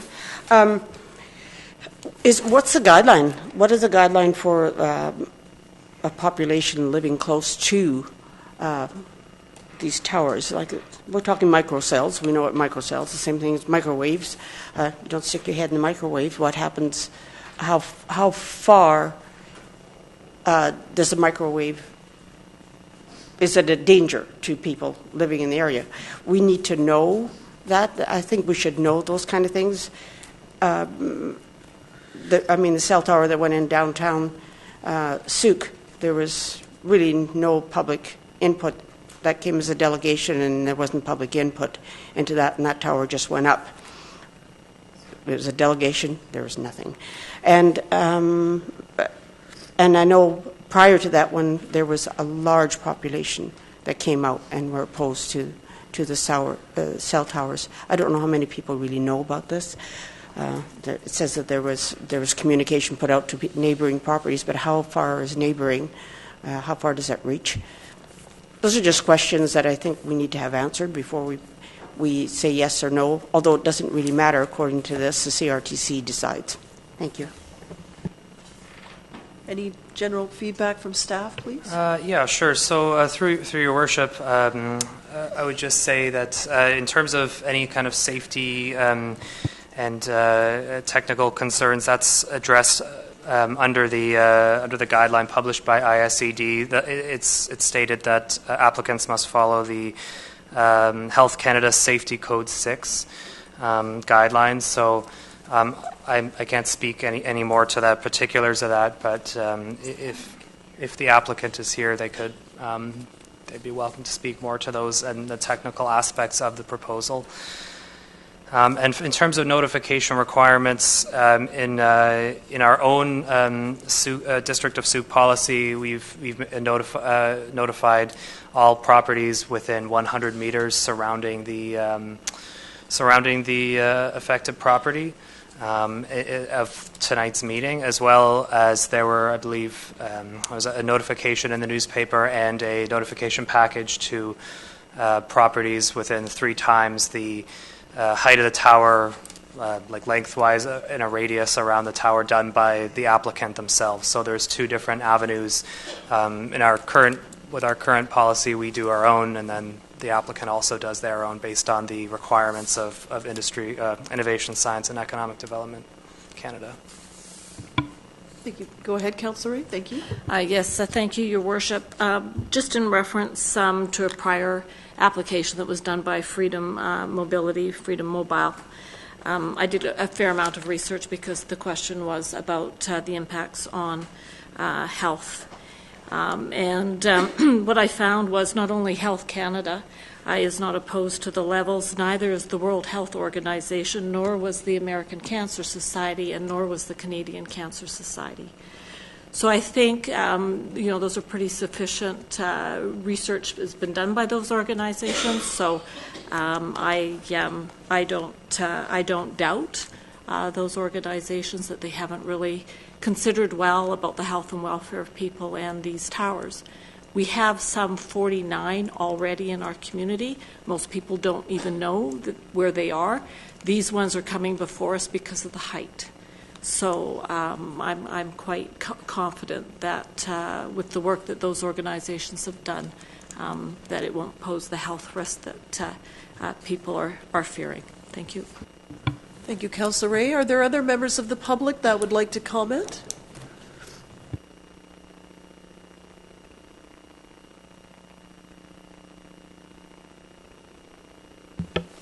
Tony St. Pierre, 2385 Phillips Road. I just have a quick question for whoever might be able to answer it. A letter of concurrence or non-concurrence, does it actually affect the outcome? Yeah, through your worship, a letter of concurrence. It's when industry, science, and economic development receives that, they take that quite seriously. And if we were to issue a letter of non-concurrence, based on my conversations with them, it's unlikely that they would proceed with the actual cell phone tower proposal. What normally would happen is that the applicant would then go back and work, potentially change some things related to the proposal. It wouldn't just, be approved by the federal authority. Yeah. That's good news, and thank you. Any other members of the public that would like to comment on this application? I'd like to invite the applicant forward. You could please introduce yourself for us tonight. Thank you. Good evening. I am here representing Freedom Mobile. My name is Chad Marlatt, and I reside at 2223 Victoria Drive in Vancouver. And I just wanted to basically just say I'm here to answer any questions or comments you may have, but I'll follow up on what staff pointed out on health and safety. You aptly pointed out the correctness of it. Really, Health Canada sets a standard. We comply with those standards. This installation will be thousands of times below that standard. It's extremely far away from the nearest home, I think, is 250 meters. The school is beyond that. So it's very low energy that's coming off of these towers and antennas, and given that it's a far distance from these uses, it's very low. Just to give you a bit of history on this project, back in 2012, and Freedom Mobile's currently building out their network in Greater Victoria right now. So they're going to be launching their service probably in the next few months or the coming year. They did previously propose something in the downtown town center in 2012. And since then, they've instead located a few antennas on a rooftop in town. I think it's a Legion. And then they moved this tower proposal to the east side of the town onto industrial land, which is more applicable for the use we're looking at here. So they've kind of, it's been a few years, but they re-looked at things and have come back with what we think is much more appropriate. The height of the tower, it is a big parcel of land. It's probably 80 acres or so in size. I'm not exactly sure, but the tower is located, hundreds of feet from the edge of the property. Most sides of this property are well treed, so the towers look quite visible in the picture. The picture is taken close up. It's not going to be that visible from surrounding roadways, which are usually most of them are about a half a kilometer away. I won't get into much more than that, but I'm happy to answer any questions you might have. Anything? Okay. Thank you very much. Anything further from council? I'll look for a motion to resolve out of committee of the whole. Moved by Councillor Ray, seconded by Councillor Parkinson. All those in favor? Opposed? Motion's carried. So now sitting as council, we'll go back to the first one. And excuse me here. And here then that looking for council to basically staff is looking for us to determine whether to send a letter of concurrence or non-concurrence for the Rogers communication one. It's interesting. It's just it's when we don't have our service working that we probably wonder where the towers are. Anywhere, Councillor Ray? Yes, I'll move the recommendation that council recommend a letter of concurrence be issued to Rogers Communication and Innovation, Science and Economic Development Canada for the proposed telecommunication tower at 2123 Otter Point Road. Okay, is there a seconder? Seconded by Councillor Pearson. Any discussion on this motion? This is the one at 2123. See none. All those in favor? Opposed? That's carried unanimously. And I'll move the second motion that council recommend a letter of concurrence be issued to Freedom Mobile and Innovation, Science and Economic Development Canada for the proposed telecommunications tower at 62286 Sooke Road. And seconded by Councillor Pearson. Any discussion on the motion tonight? See none. All those in favor? Opposed? That also is carried unanimously. Thank you for attending, both representatives. Okay, we move to 11.1. We went out of order here so that the Sooke Program of the Arts Committee could make their presentation. I understand that the members are going to be making this presentation. So welcome, gentlemen, and thank you for your work on the committee.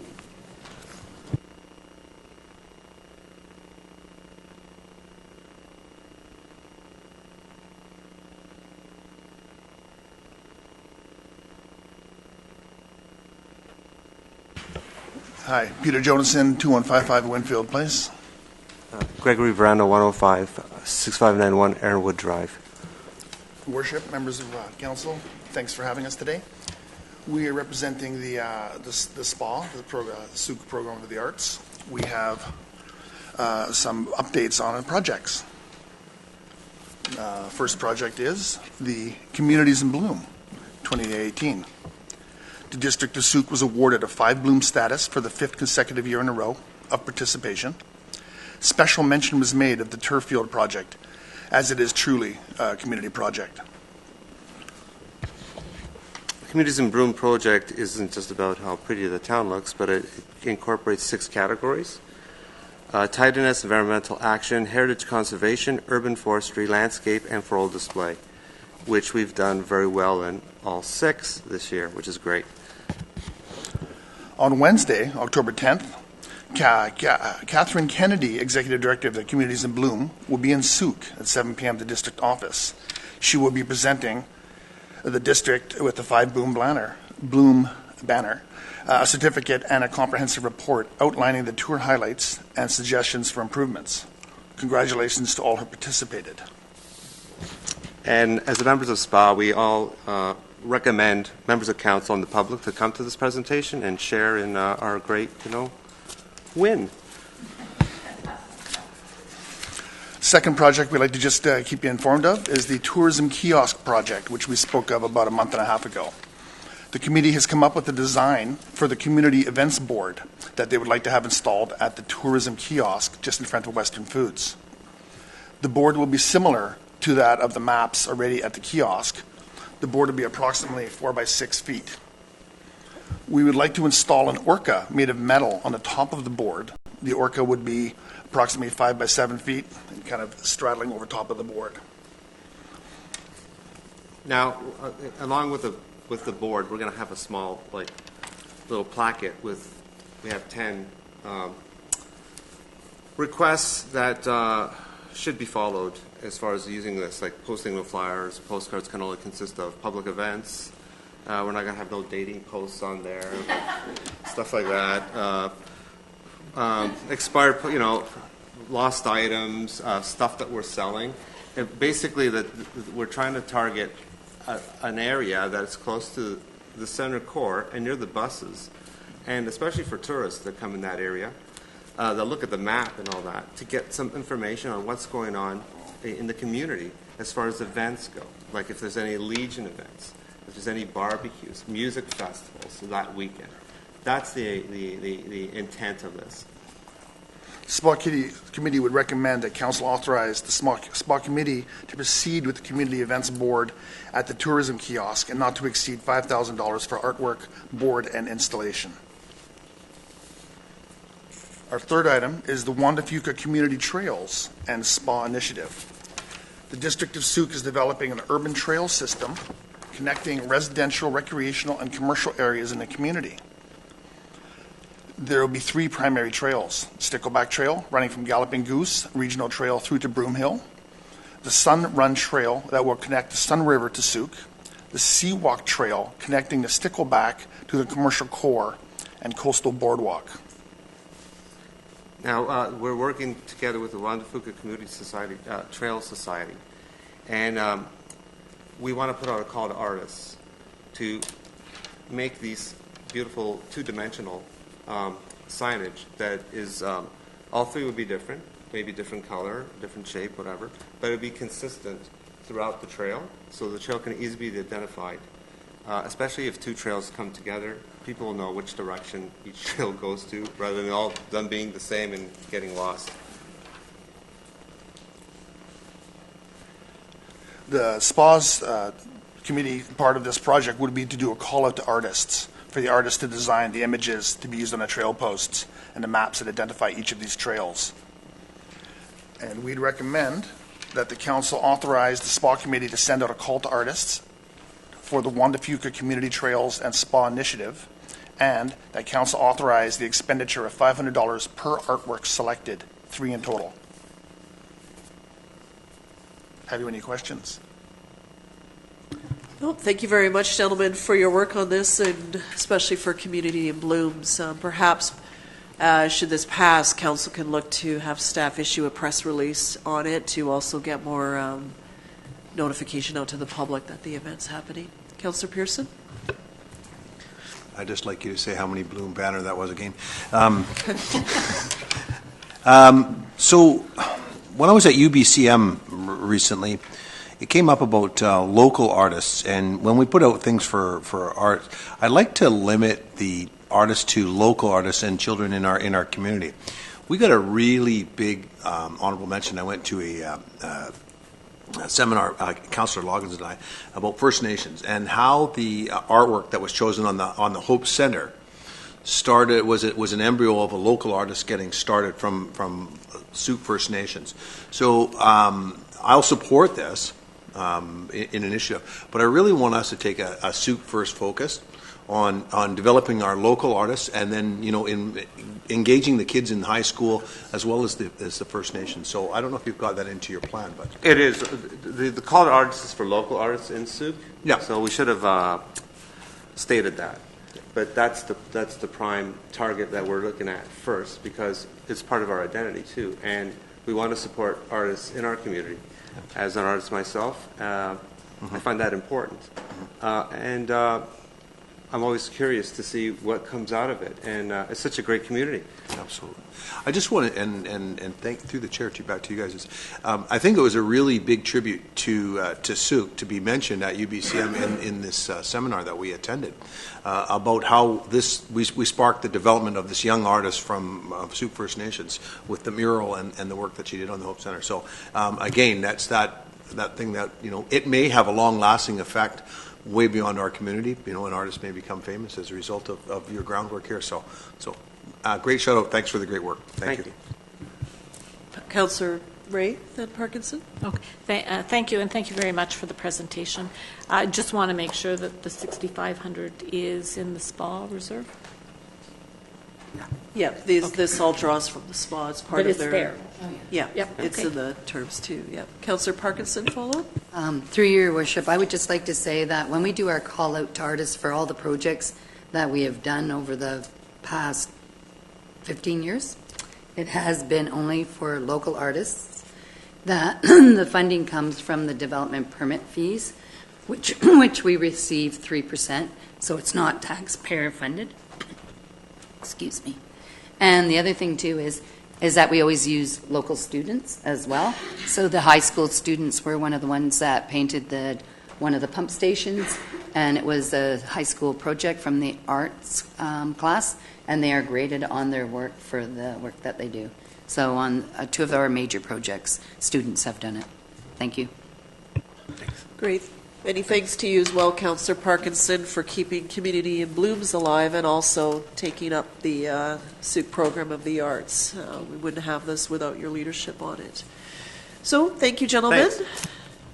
So can we make some motions? Yep, you could either move them individually or as a block.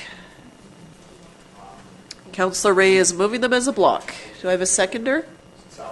Seconded by Councillor Pearson. Any questions? The only piece I would just like to comment on now that it's been moved and seconded is that just to do some media releases on the different ones, and that so that others know that these events are happening and that these opportunities are going on. And I'm really glad you picked up the Wanda Fika Trails work, because that's going to be an excellent project. Anything further? See none. All those in favor? Opposed? It's carried unanimously. Thank you. Okay, into our bylaws section. Our first one up is 8.1, a zoning amendment bylaw for 1923 Maple Avenue. Councillor Pearson? I have to step out. I have to step out of this application as well as the one for the Canada Post DP, and we don't have quorum. So we can't do this. No, so those are then both going to have to go to the Yeah. next council meeting. You have a conflict with both of them? Canada Post, I understand. Yeah, this one, the 1923 Maple Avenue, I was part of the original zoning with the adjacent property which upzoned it. I owned the property that was part of there was 4 pieces of property that were zoned together, and I owned it at that time. So I don't have any pecuniary conflict with the applicant. It's up to him anymore. to decide. But Good you idea. know, it's, So we can't leave. We just move on to the We have next to council. our corporate officer. Yes. We can bring it back next Monday. There's no notification at this stage of the game, and it's Okay. not going to affect the public hearing date, as our next available public hearing is after the new council has been inaugurated. Okay, so this one, 8.1, then will then move to October the 1st. Sorry, gentlemen, it's just we don't have. okay. I apologize to them, but I didn't know we wouldn't have quorum if I stepped out. Yeah, we can't hear the presentation. Can't count. Yeah. Okay, so we'll receive that report next week. Yeah, so both 8.1 now and 9.1 need to move to October 1st. Shortened up that meeting. Okay.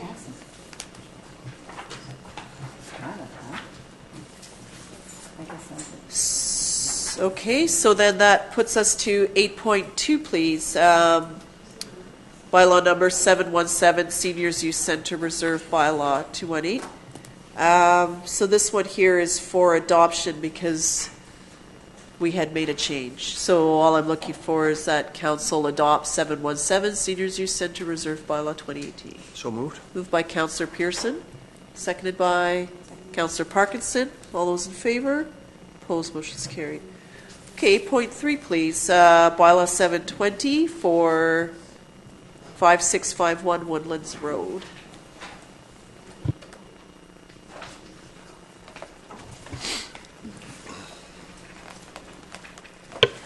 Thank you, Your Worship, Council. This is a rezoning application for 5651 Woodlands Road.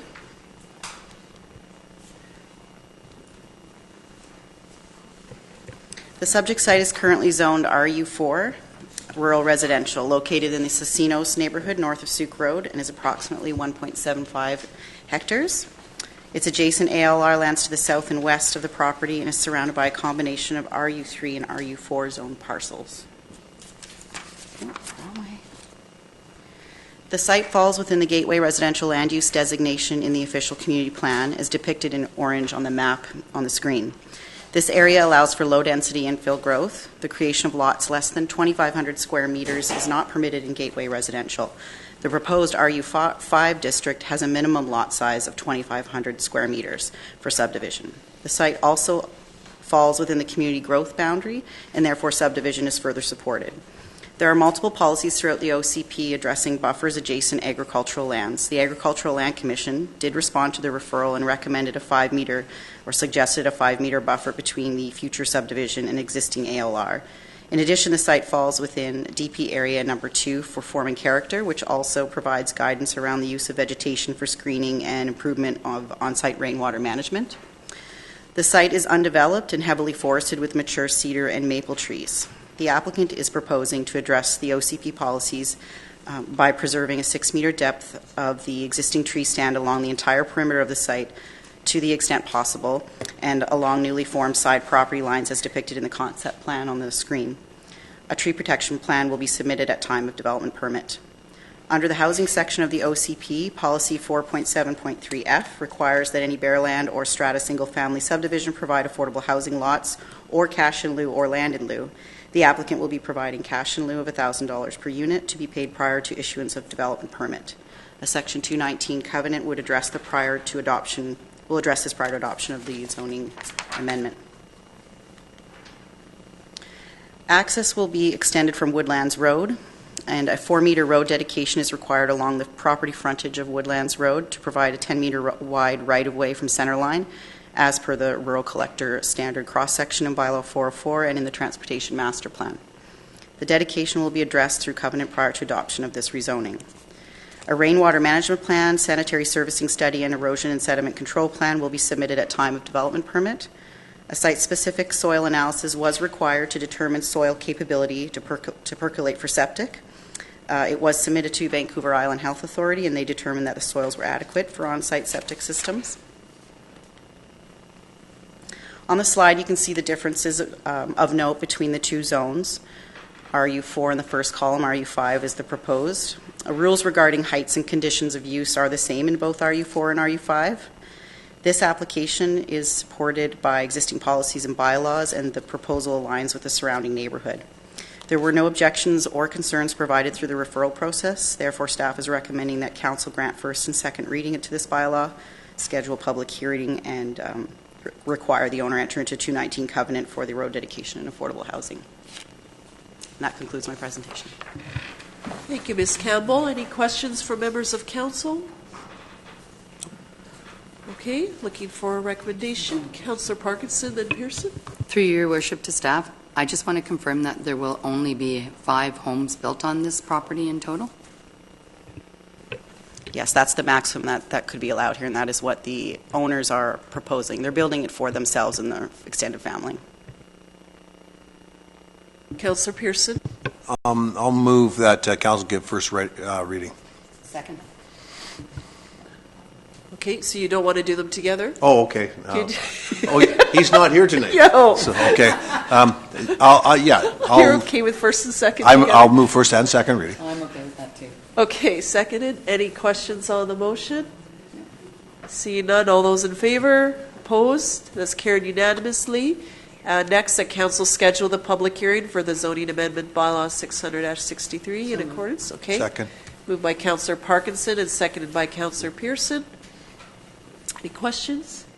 All those in favor? Opposed? It's carried unanimously. And then the last paragraph, please. Moved by Councillor Parkinson and seconded by Councillor Pearson. Any other questions, sir? See none. All those in favor? Opposed? It's carried unanimously. Thank you, staff. Okay, so this takes us to 9.2, the Development and Land Use Committee recommendations. My understanding here that with these recommendations that we would receive an actual staff report on this. Is that correct? Before any changes are made? This is the playing field. These are the Development and Land Use Committee recommendations. Our chair of the committee isn't here, but there are some changes here about the protection of street trees, the damage deposit, risk matrix and the like, and then cash in lieu and those sorts of things. Like, we spent a lot of time on this in the last several years on boulevard trees. So I just want to ensure that before there's any implementation that we actually get a staff report on this. Is that correct? My apologies, Your Worship. I wasn't at that meeting, but if you're directing us to bring a report, we'll do so. Yeah. Sorry, I'm looking at the the actual cover page of the agenda. So there's no real materials. It's just this recommendation, and it comes out of the minutes. But for myself, I want to see a staff report come forward before these changes are automatically made. Or just something. Sorry, Your Worship. Both the first two are changes to bylaws, so we will need to bring a staff report forward. Yep. And the other, we will do so for the others too, if council would like. Yeah, so it's just, I was reading, I think in the minutes, it's the case of the builder not having to plant the tree and a resident would select that, but, just what does that look like? And what if you have a resident who can't plant the tree? How does this happen? So it's just that process needs to be outlined and made a bit more clear. And also in terms of a boulevard maintenance bylaw, what does that look like? Having not been at that committee, I think we just need to have some reports on this. Councillor Ray? Yes, Your Worship. Did you want a motion to send this back to staff for a report? Yep, so I think it's the case where we don't need a motion. We can receive them. Just table it. Yeah, I would just refer this to staff to come back with a report on these items. Yeah, the motions as written that direct staff to review those options there and then bring back the bylaw with a report that would be considered for first reading. So moved. And seconded? So that first one that I'm looking at here for table 9.1, section 9 of bylaw 404, do those points underneath all relate then to bylaw number 404? They're all different. I see 4 motions there, 3 of which are respected to individual bylaws, one being the subdivision and development standards, the traffic bylaw, and then a boulevard maintenance bylaw, which is typically incorporated into the traffic bylaw. Okay, so we would expect 4 motions for 4 different reports, basically. If council would like it, or if council wants to move it as a block and direct all 4, that's fine as well. Okay, so is the mover comfortable with these all moved as a block and that we would receive reports as staff is able to bring them forward? Or is that good? Yeah, you bet. I'm good. Okay, so that's moved and seconded that these will be referred to staff and reports will be forthcoming. Excellent. Okay, any questions from anybody? All those in favor? Opposed? That's carried unanimously. 9.3, Community Emergency Preparedness Fund application. And welcome Fire Chief Mount.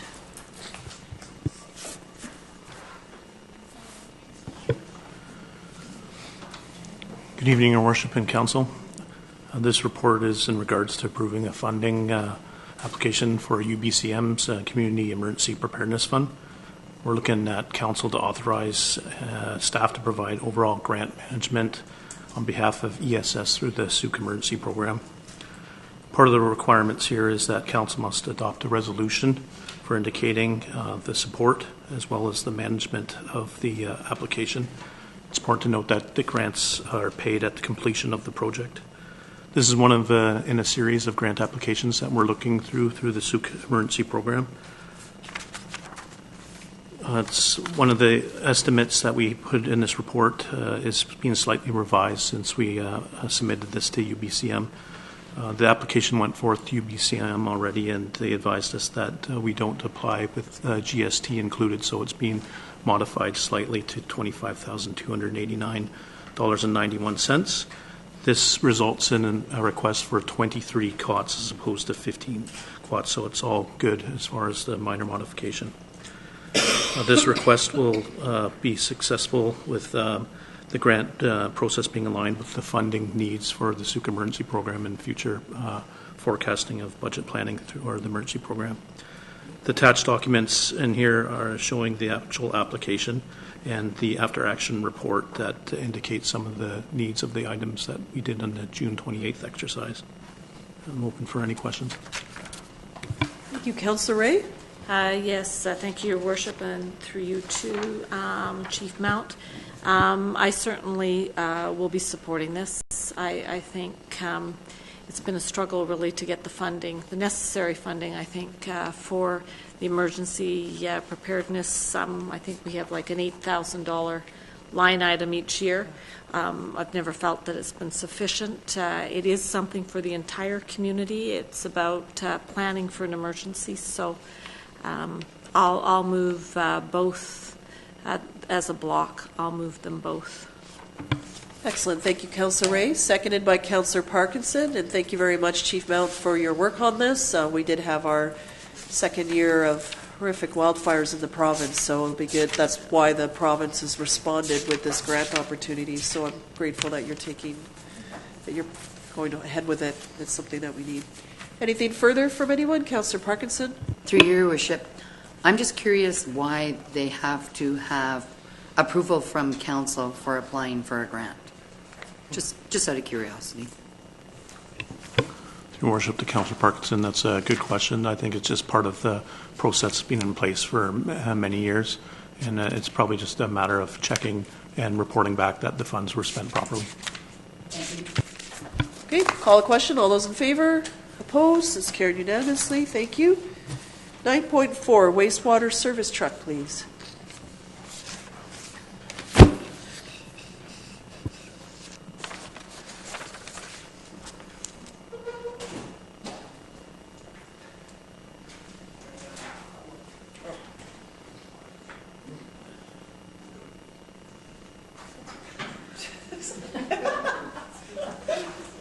Thank you, Your Worship. Musical chairs and a dead mic. But anyway, we got it now. Staff is recommending that Council approve Suburban Motors in Victoria as a successful proponent under the request for quotes for the purchase of a wastewater service truck in the amount of $49,750,000. As per the report, this full-size truck with a service box will allow operations to respond to and repair issues in a timely fashion. The service box would allow operators to have a variety of tools on hand and eliminate the need for travel back and forth to the plant to pick up tools. It would also allow an operator to respond directly to after-hours calls in a timely manner with the tools to complete a repair.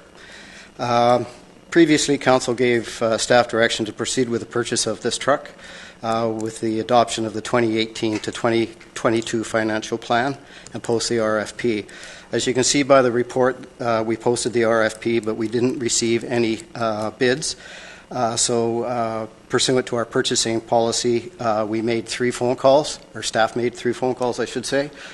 Suburban Motors, as you can see, came in at $49,750,000 with a service box. Jenner Chevrolet GMC came back with $37,000 without the service box, and Willie Dodge gave us no response. As you can see by the report, Jenner Chevrolet provided the lowest bid. However, they did not include a service box. They did suggest that the service box could be installed by a third party that they use in the mainland. This would be at approximately $12,500 for the service box plus staff time. arranging the truck to build, truck build and travel pickup to the mainland, etc. We're recommending that the Suburban Motors be the successful bidder on this truck. The legal impacts, as you can see, we did everything to procure this truck pursuant to council resolution during the budget deliberations. Be happy to answer any questions. Thank you, Mr. Howitt. Councillor Pearson, then Ray. Yes. So through the chair to our Director of Finance, so how do we cost this out on an annual basis? I would expect the lifespan of this truck to be 10 years. Would that be about right? So do we attach this cost through the budgetary process on an annualized basis, or is it a one-time purchase? Through your worship to Councillor Pearson. In the budget, it's shown as a one-time purchase because the budget is kind of like a cash in, cash out document. In our financial statements, it's an asset that we amortize over its useful life. So probably 10 years is about appropriate, I would say. Yeah, and it's just a question through the chair to back to you. So if we're amortizing that over 10 years at $5,000 a year or something, I just want to know, how does that attach to the specific function of the sewer, as an example?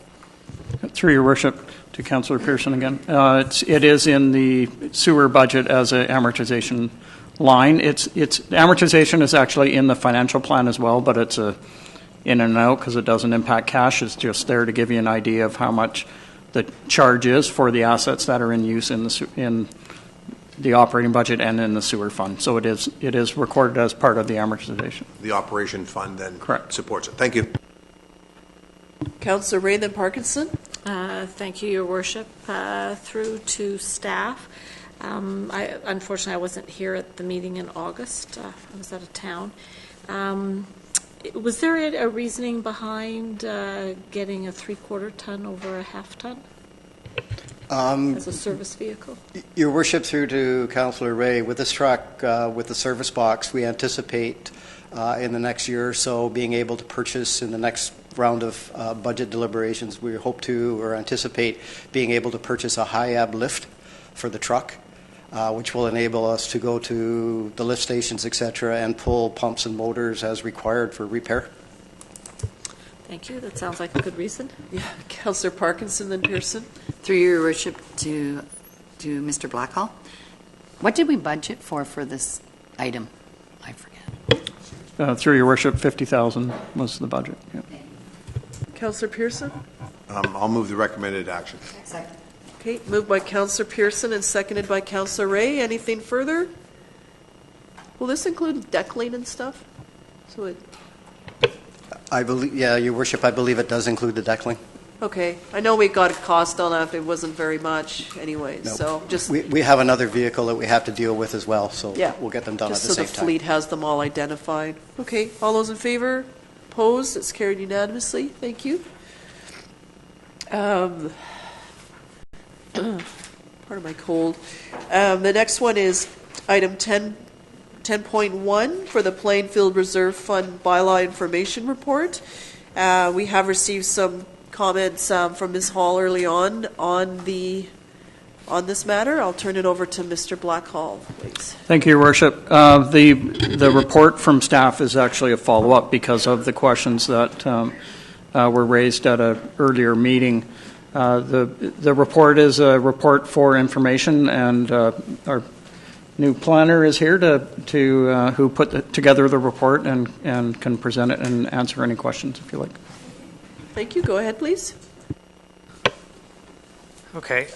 So this report, as mentioned, is being brought forward to Council in response to, in particularly to a motion at the July 23rd Council meeting directing staff to prepare a report on the zoning and land use matters, in particular related to the Plainfield Reserve Fund bylaw and the district-owned land in Sun River. And that's in relation to the Sea Park's proposal to use the funds for a multi-use sport court on the land. Yeah. Okay, move ahead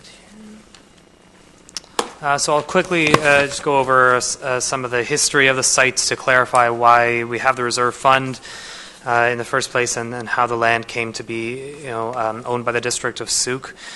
So in 2002, the original land development agreement and corresponding covenant for Sun River were adopted. One of the requirements of that was that the original school site located in red on the map be dedicated by Sun River and include a multi-use playing field to be constructed by Sun River. And the school site was located adjacent to a large ALR parcel. And then in 2010, the district initiated an application to the ALC to allow the relocation of the school site by excluding land from the ALR in that large parcel there, roughly the eastern 2/3 of the ALR land, in exchange for the addition of 19 acres to the southwest of Demmanuel Creek, which was then included in ALR and approved by the ALC in 2010.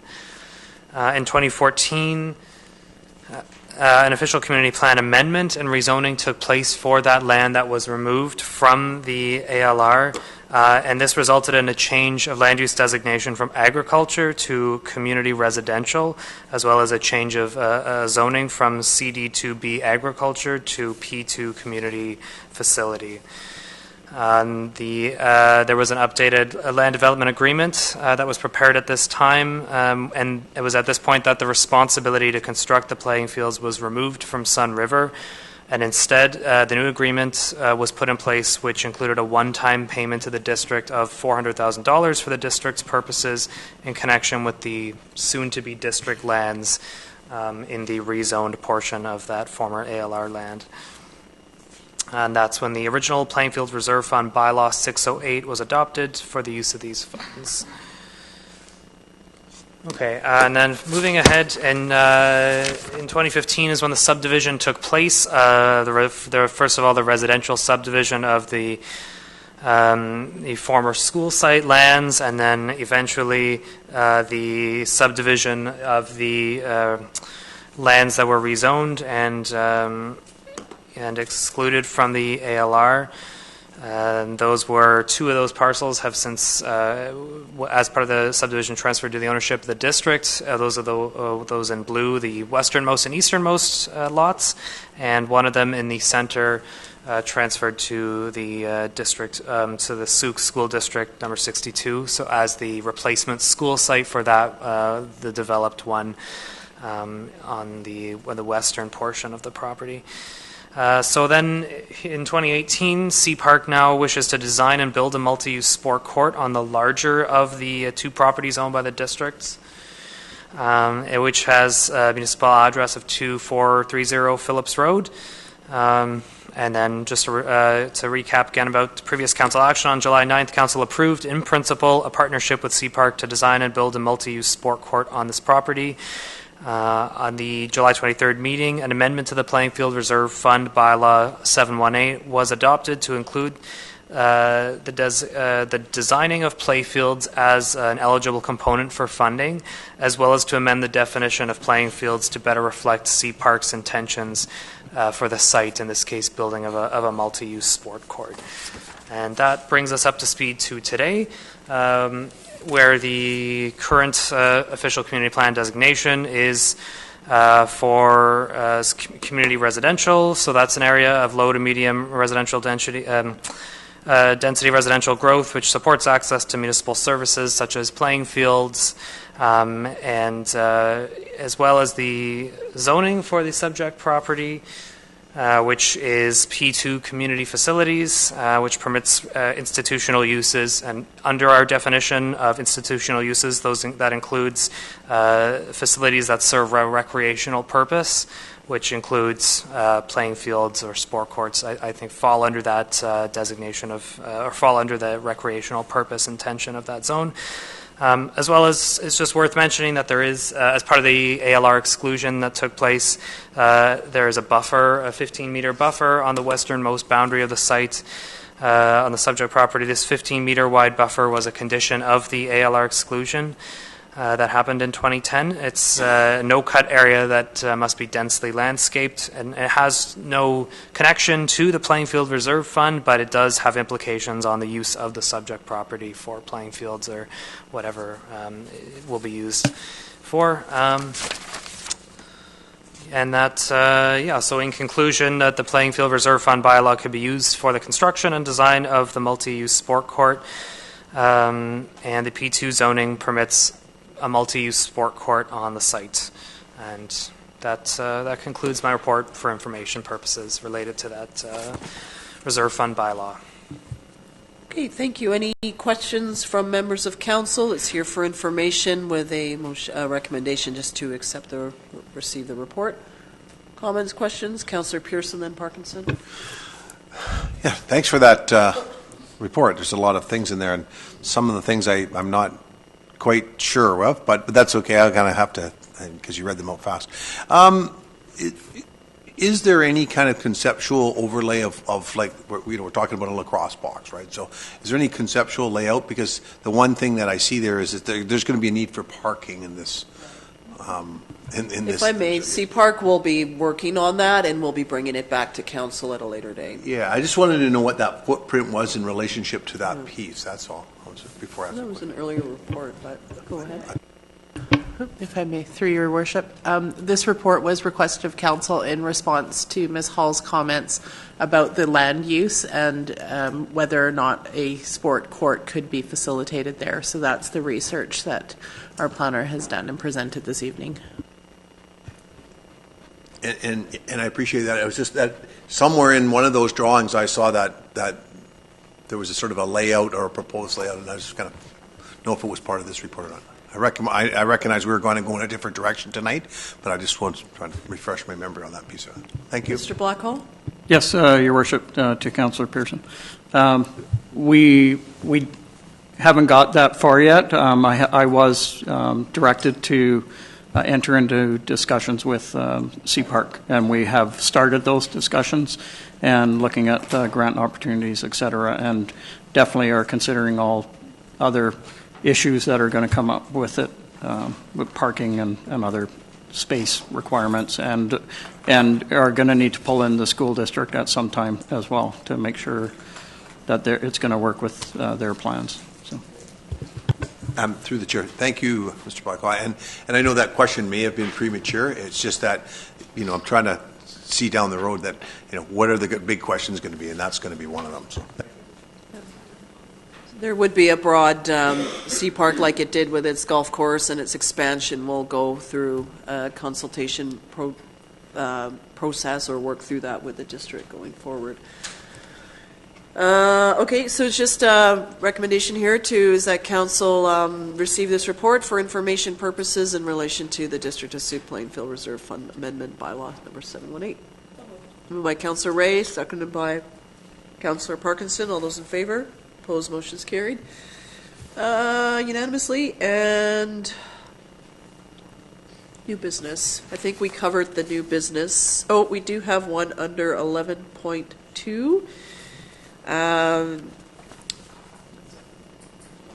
turn this over to Ms. Machada then. Thank you. Thank you, Your Worship. The Local Government Act requires that council appoint a chief election officer and a deputy chief election officer, which we did earlier in 2018. But we've now recognized that the person appointed as our deputy chief election officer is not going to be able to fulfill their duties as the deputy chief election officer. So I would like to recommend that council appoint both Sarah Temple and Jennifer Royer-Collard as deputy chief election officers moving forward for the 2018 election. Okay, Councillor Pearson. So moved. So we can move these two together. Okay, moved by Councillor Pearson, seconded by Councillor Ray. All those in favor? Oh, question. Go ahead, Councillor Ray. Yes, through your worship, to our corporate officer. You said deputy chief elections officers, or is it just deputy elections officers? Just what's written was different than what you said, so I just want to clarify that. Sorry, my apologies. It is deputy chief election officer. Yeah, in the on the yellow pages it says deputy. Mm-hmm. That's right. Okay, so moved and seconded. All those in favor? Opposed? That's carried unanimously. And that moves us to correspondence, please. Item 12. Councillor Ray, please. Yes, can I pull item C, please? Yep. Item C. Other comments? And D. C and D. That was from the Scouts. I'll just comment, Councillor Parkinson, in regards to the BC Hydro, their submission for wraparounds is October 1st, but they also said that it's a rolling. So as projects come up, they can be submitted and it sort of rolls. I submitted an application to them. You did? Excellent. Okay. I submitted it back and said to submit it next time. Okay. It's an ongoing program, I guess. So, okay. Maybe that's what they meant with rolling. Any other items that anyone would like to extract from this? Otherwise, we did hear from transit, so that is great. One thing that came up at the commission is with the bus lane that are being constructed, and they're working on making the ones into View Royal and Colwood, is that it would generate a savings travel time of 25 minutes in total out of Victoria all the way into Colwood. So I think as a rider, that would be a significant savings, and it's basically a rapid transit. It would be 24/7 bus only traffic. So I thought that would be good news for commuters. Anything else? Any other items to remove from here? There's one just in regards to there was a letter and a response regarding the mountain bike trails. So that has already been erased by the Regional Parks Committee, and it's something, the trail system is very new there, and so it's just getting going, and they're looking into how they can make more volunteer opportunities for trail building and the like, which is good news. So we'll receive the others as a block then to be received and filed, please. A motion for that. Moved by Councillor Parkinson and seconded by Councillor Pearson. All those in favor? Opposed? Motion's carried. Councillor Ray, in regards to item C, Council had at the August meeting, I think, maybe, we gave direction that to our staff to work on an agreement for our Parks Department to maintain that area as well as the area in front of Edward Milne. But I also want to turn it over to you. I just thought I would share that news. Thank you, because I was, when I read this, I was concerned what was happening in terms of the care, and perhaps that wasn't, Ms. Berry didn't hear that piece on the webcast. My concern, of course, follows a decision by this council last year to do away with the garbage cans, which I thought was unfortunate. I think for the low cost of maintaining the garbage cans in our community, it was a way of helping to keep the cleanliness of the community front and center. So with that, I'll leave it at that. Thank you. Mr. Blackhall? Thank you, Your Worship. I would just like to add that we did get agreements with the Ministry of Transportation regarding maintenance of these sites, and our Director of Development Services will speak some more about it. Thank you, Your Worship. We obtained a permit with regards to our ability to maintain the two areas, one being in front of the Edward Milne frontage road, or beside the Edward Milne frontage road, the other one the Welcome To sign.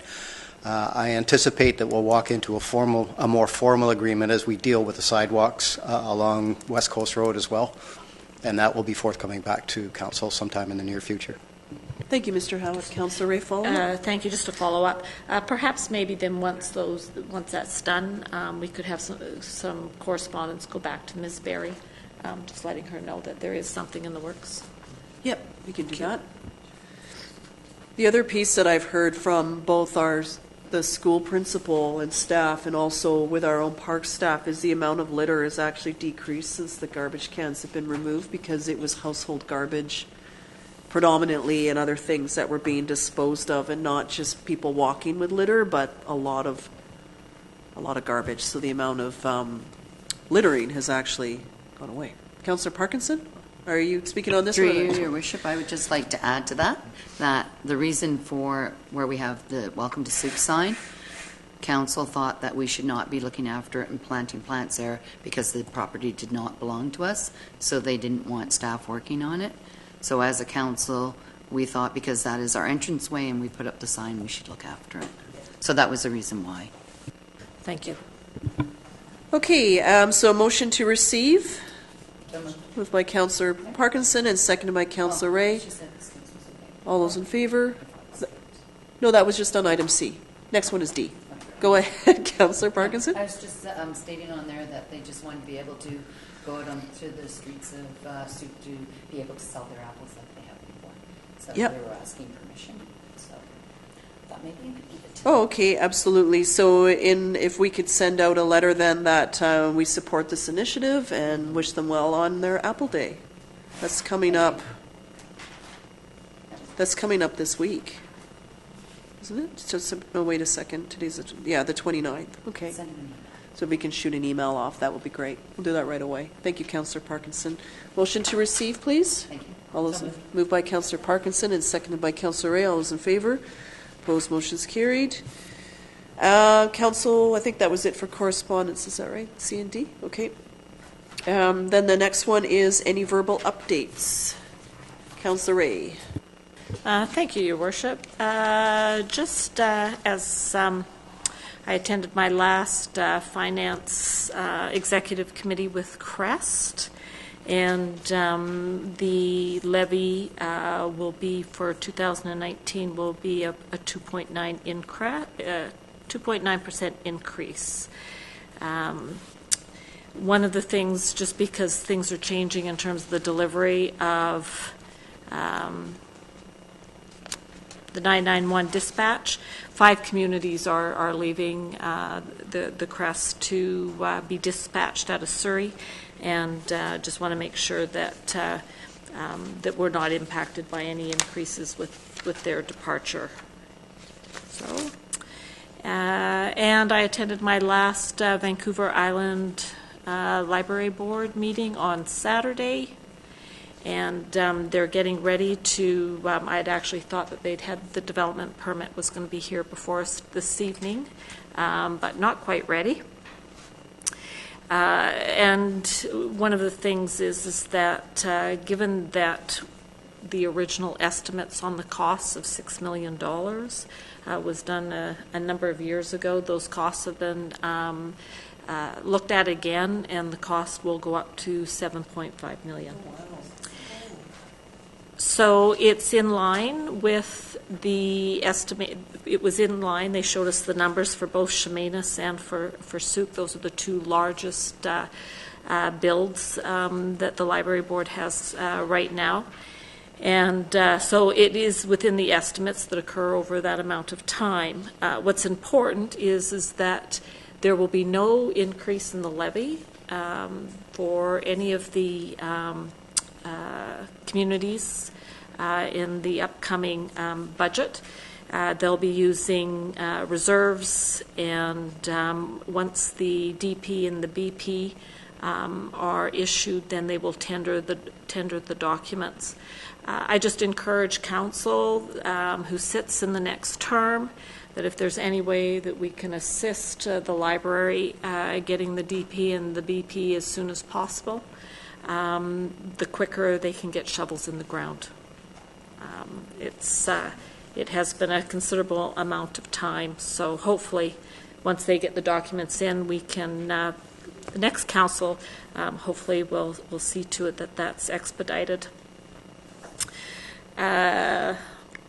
There is a bit of a lift in the levy that will come for 2019. It's 4.74. That increase has been to offset. There's a doubling up of the health service tax and the MSP premiums and a few other items, but expectations between 2020 and 2023 should go down to about the 2 to 3%, which I think has been in that sort of spectrum since I've been on it.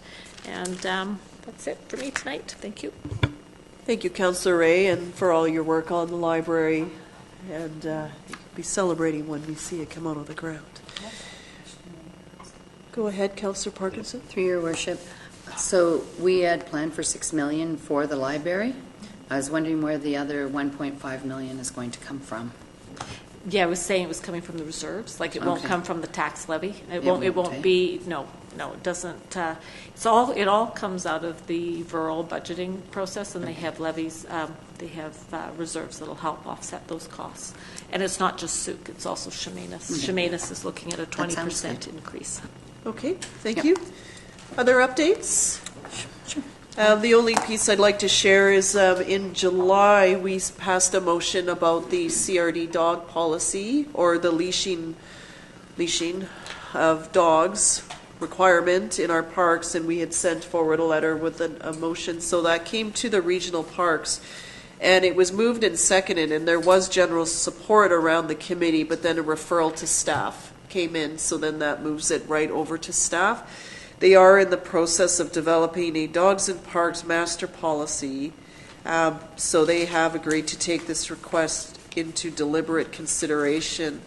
We have also asked that in terms of enforcement, that the focus be on dangerous dogs and to consider the context. So I'd said that if you're walking a dog on a leash, say in the C2C, it doesn't matter which path or train you're on, it can be slippery, so you would it's safer to let your dog even just let go of the leash than have it pull you down to the bottom. So if there's someone at the bottom then saying you don't have your dog on leash, like, you have to think about the context of why that is, rather than saying, oh, you're going to be fined. They have said that there has been no fines levied against our residents, so that's something.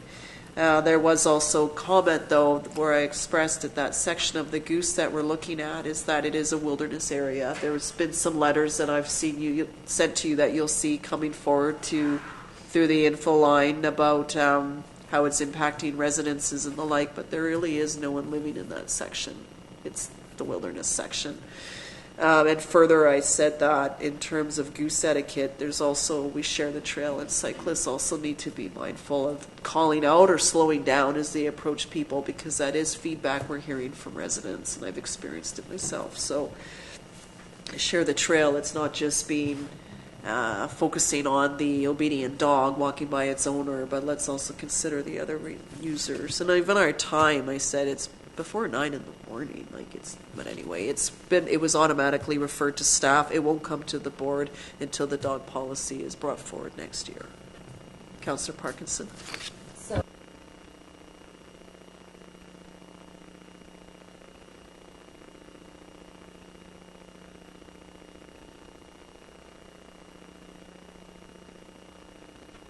Sorry about that. On August 29th and September 19th, we had our SPA committee meetings. We've done call-outs to photographers. Staff member Sarah has been really great in putting all our emails and all our information together to send out to the public. And we are receiving photographs for our projects for the transit shelters. So I think that's going to be a really great-looking project. On September 6th was our last Sooke night market, which makes me really sad. I think the market has been a great addition to Sooke, and a lot of visitors come to our market as well. So that's very good. On September 17th, I attended the TTAC Commission meeting, and on September 18th was the Wild Wise Working Group, which is held here. And when we talk about dogs running loose, on this committee, and we hear from the conservation officer and from Wild Wise and photos that have been out there. It is, there was dogs up in Mount Matheson that the owner was walking with 5 of the dogs, went down to the river or down to the lake, and the bear was down there, and the bear chased all 5 dogs down the pathway to where they were.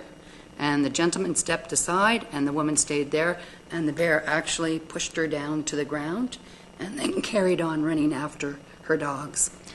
There's also different things about how when people have their dogs out there and they do not see where they go, just as this woman didn't know where her dogs were, that the deer have been killed by dogs that have been running out there.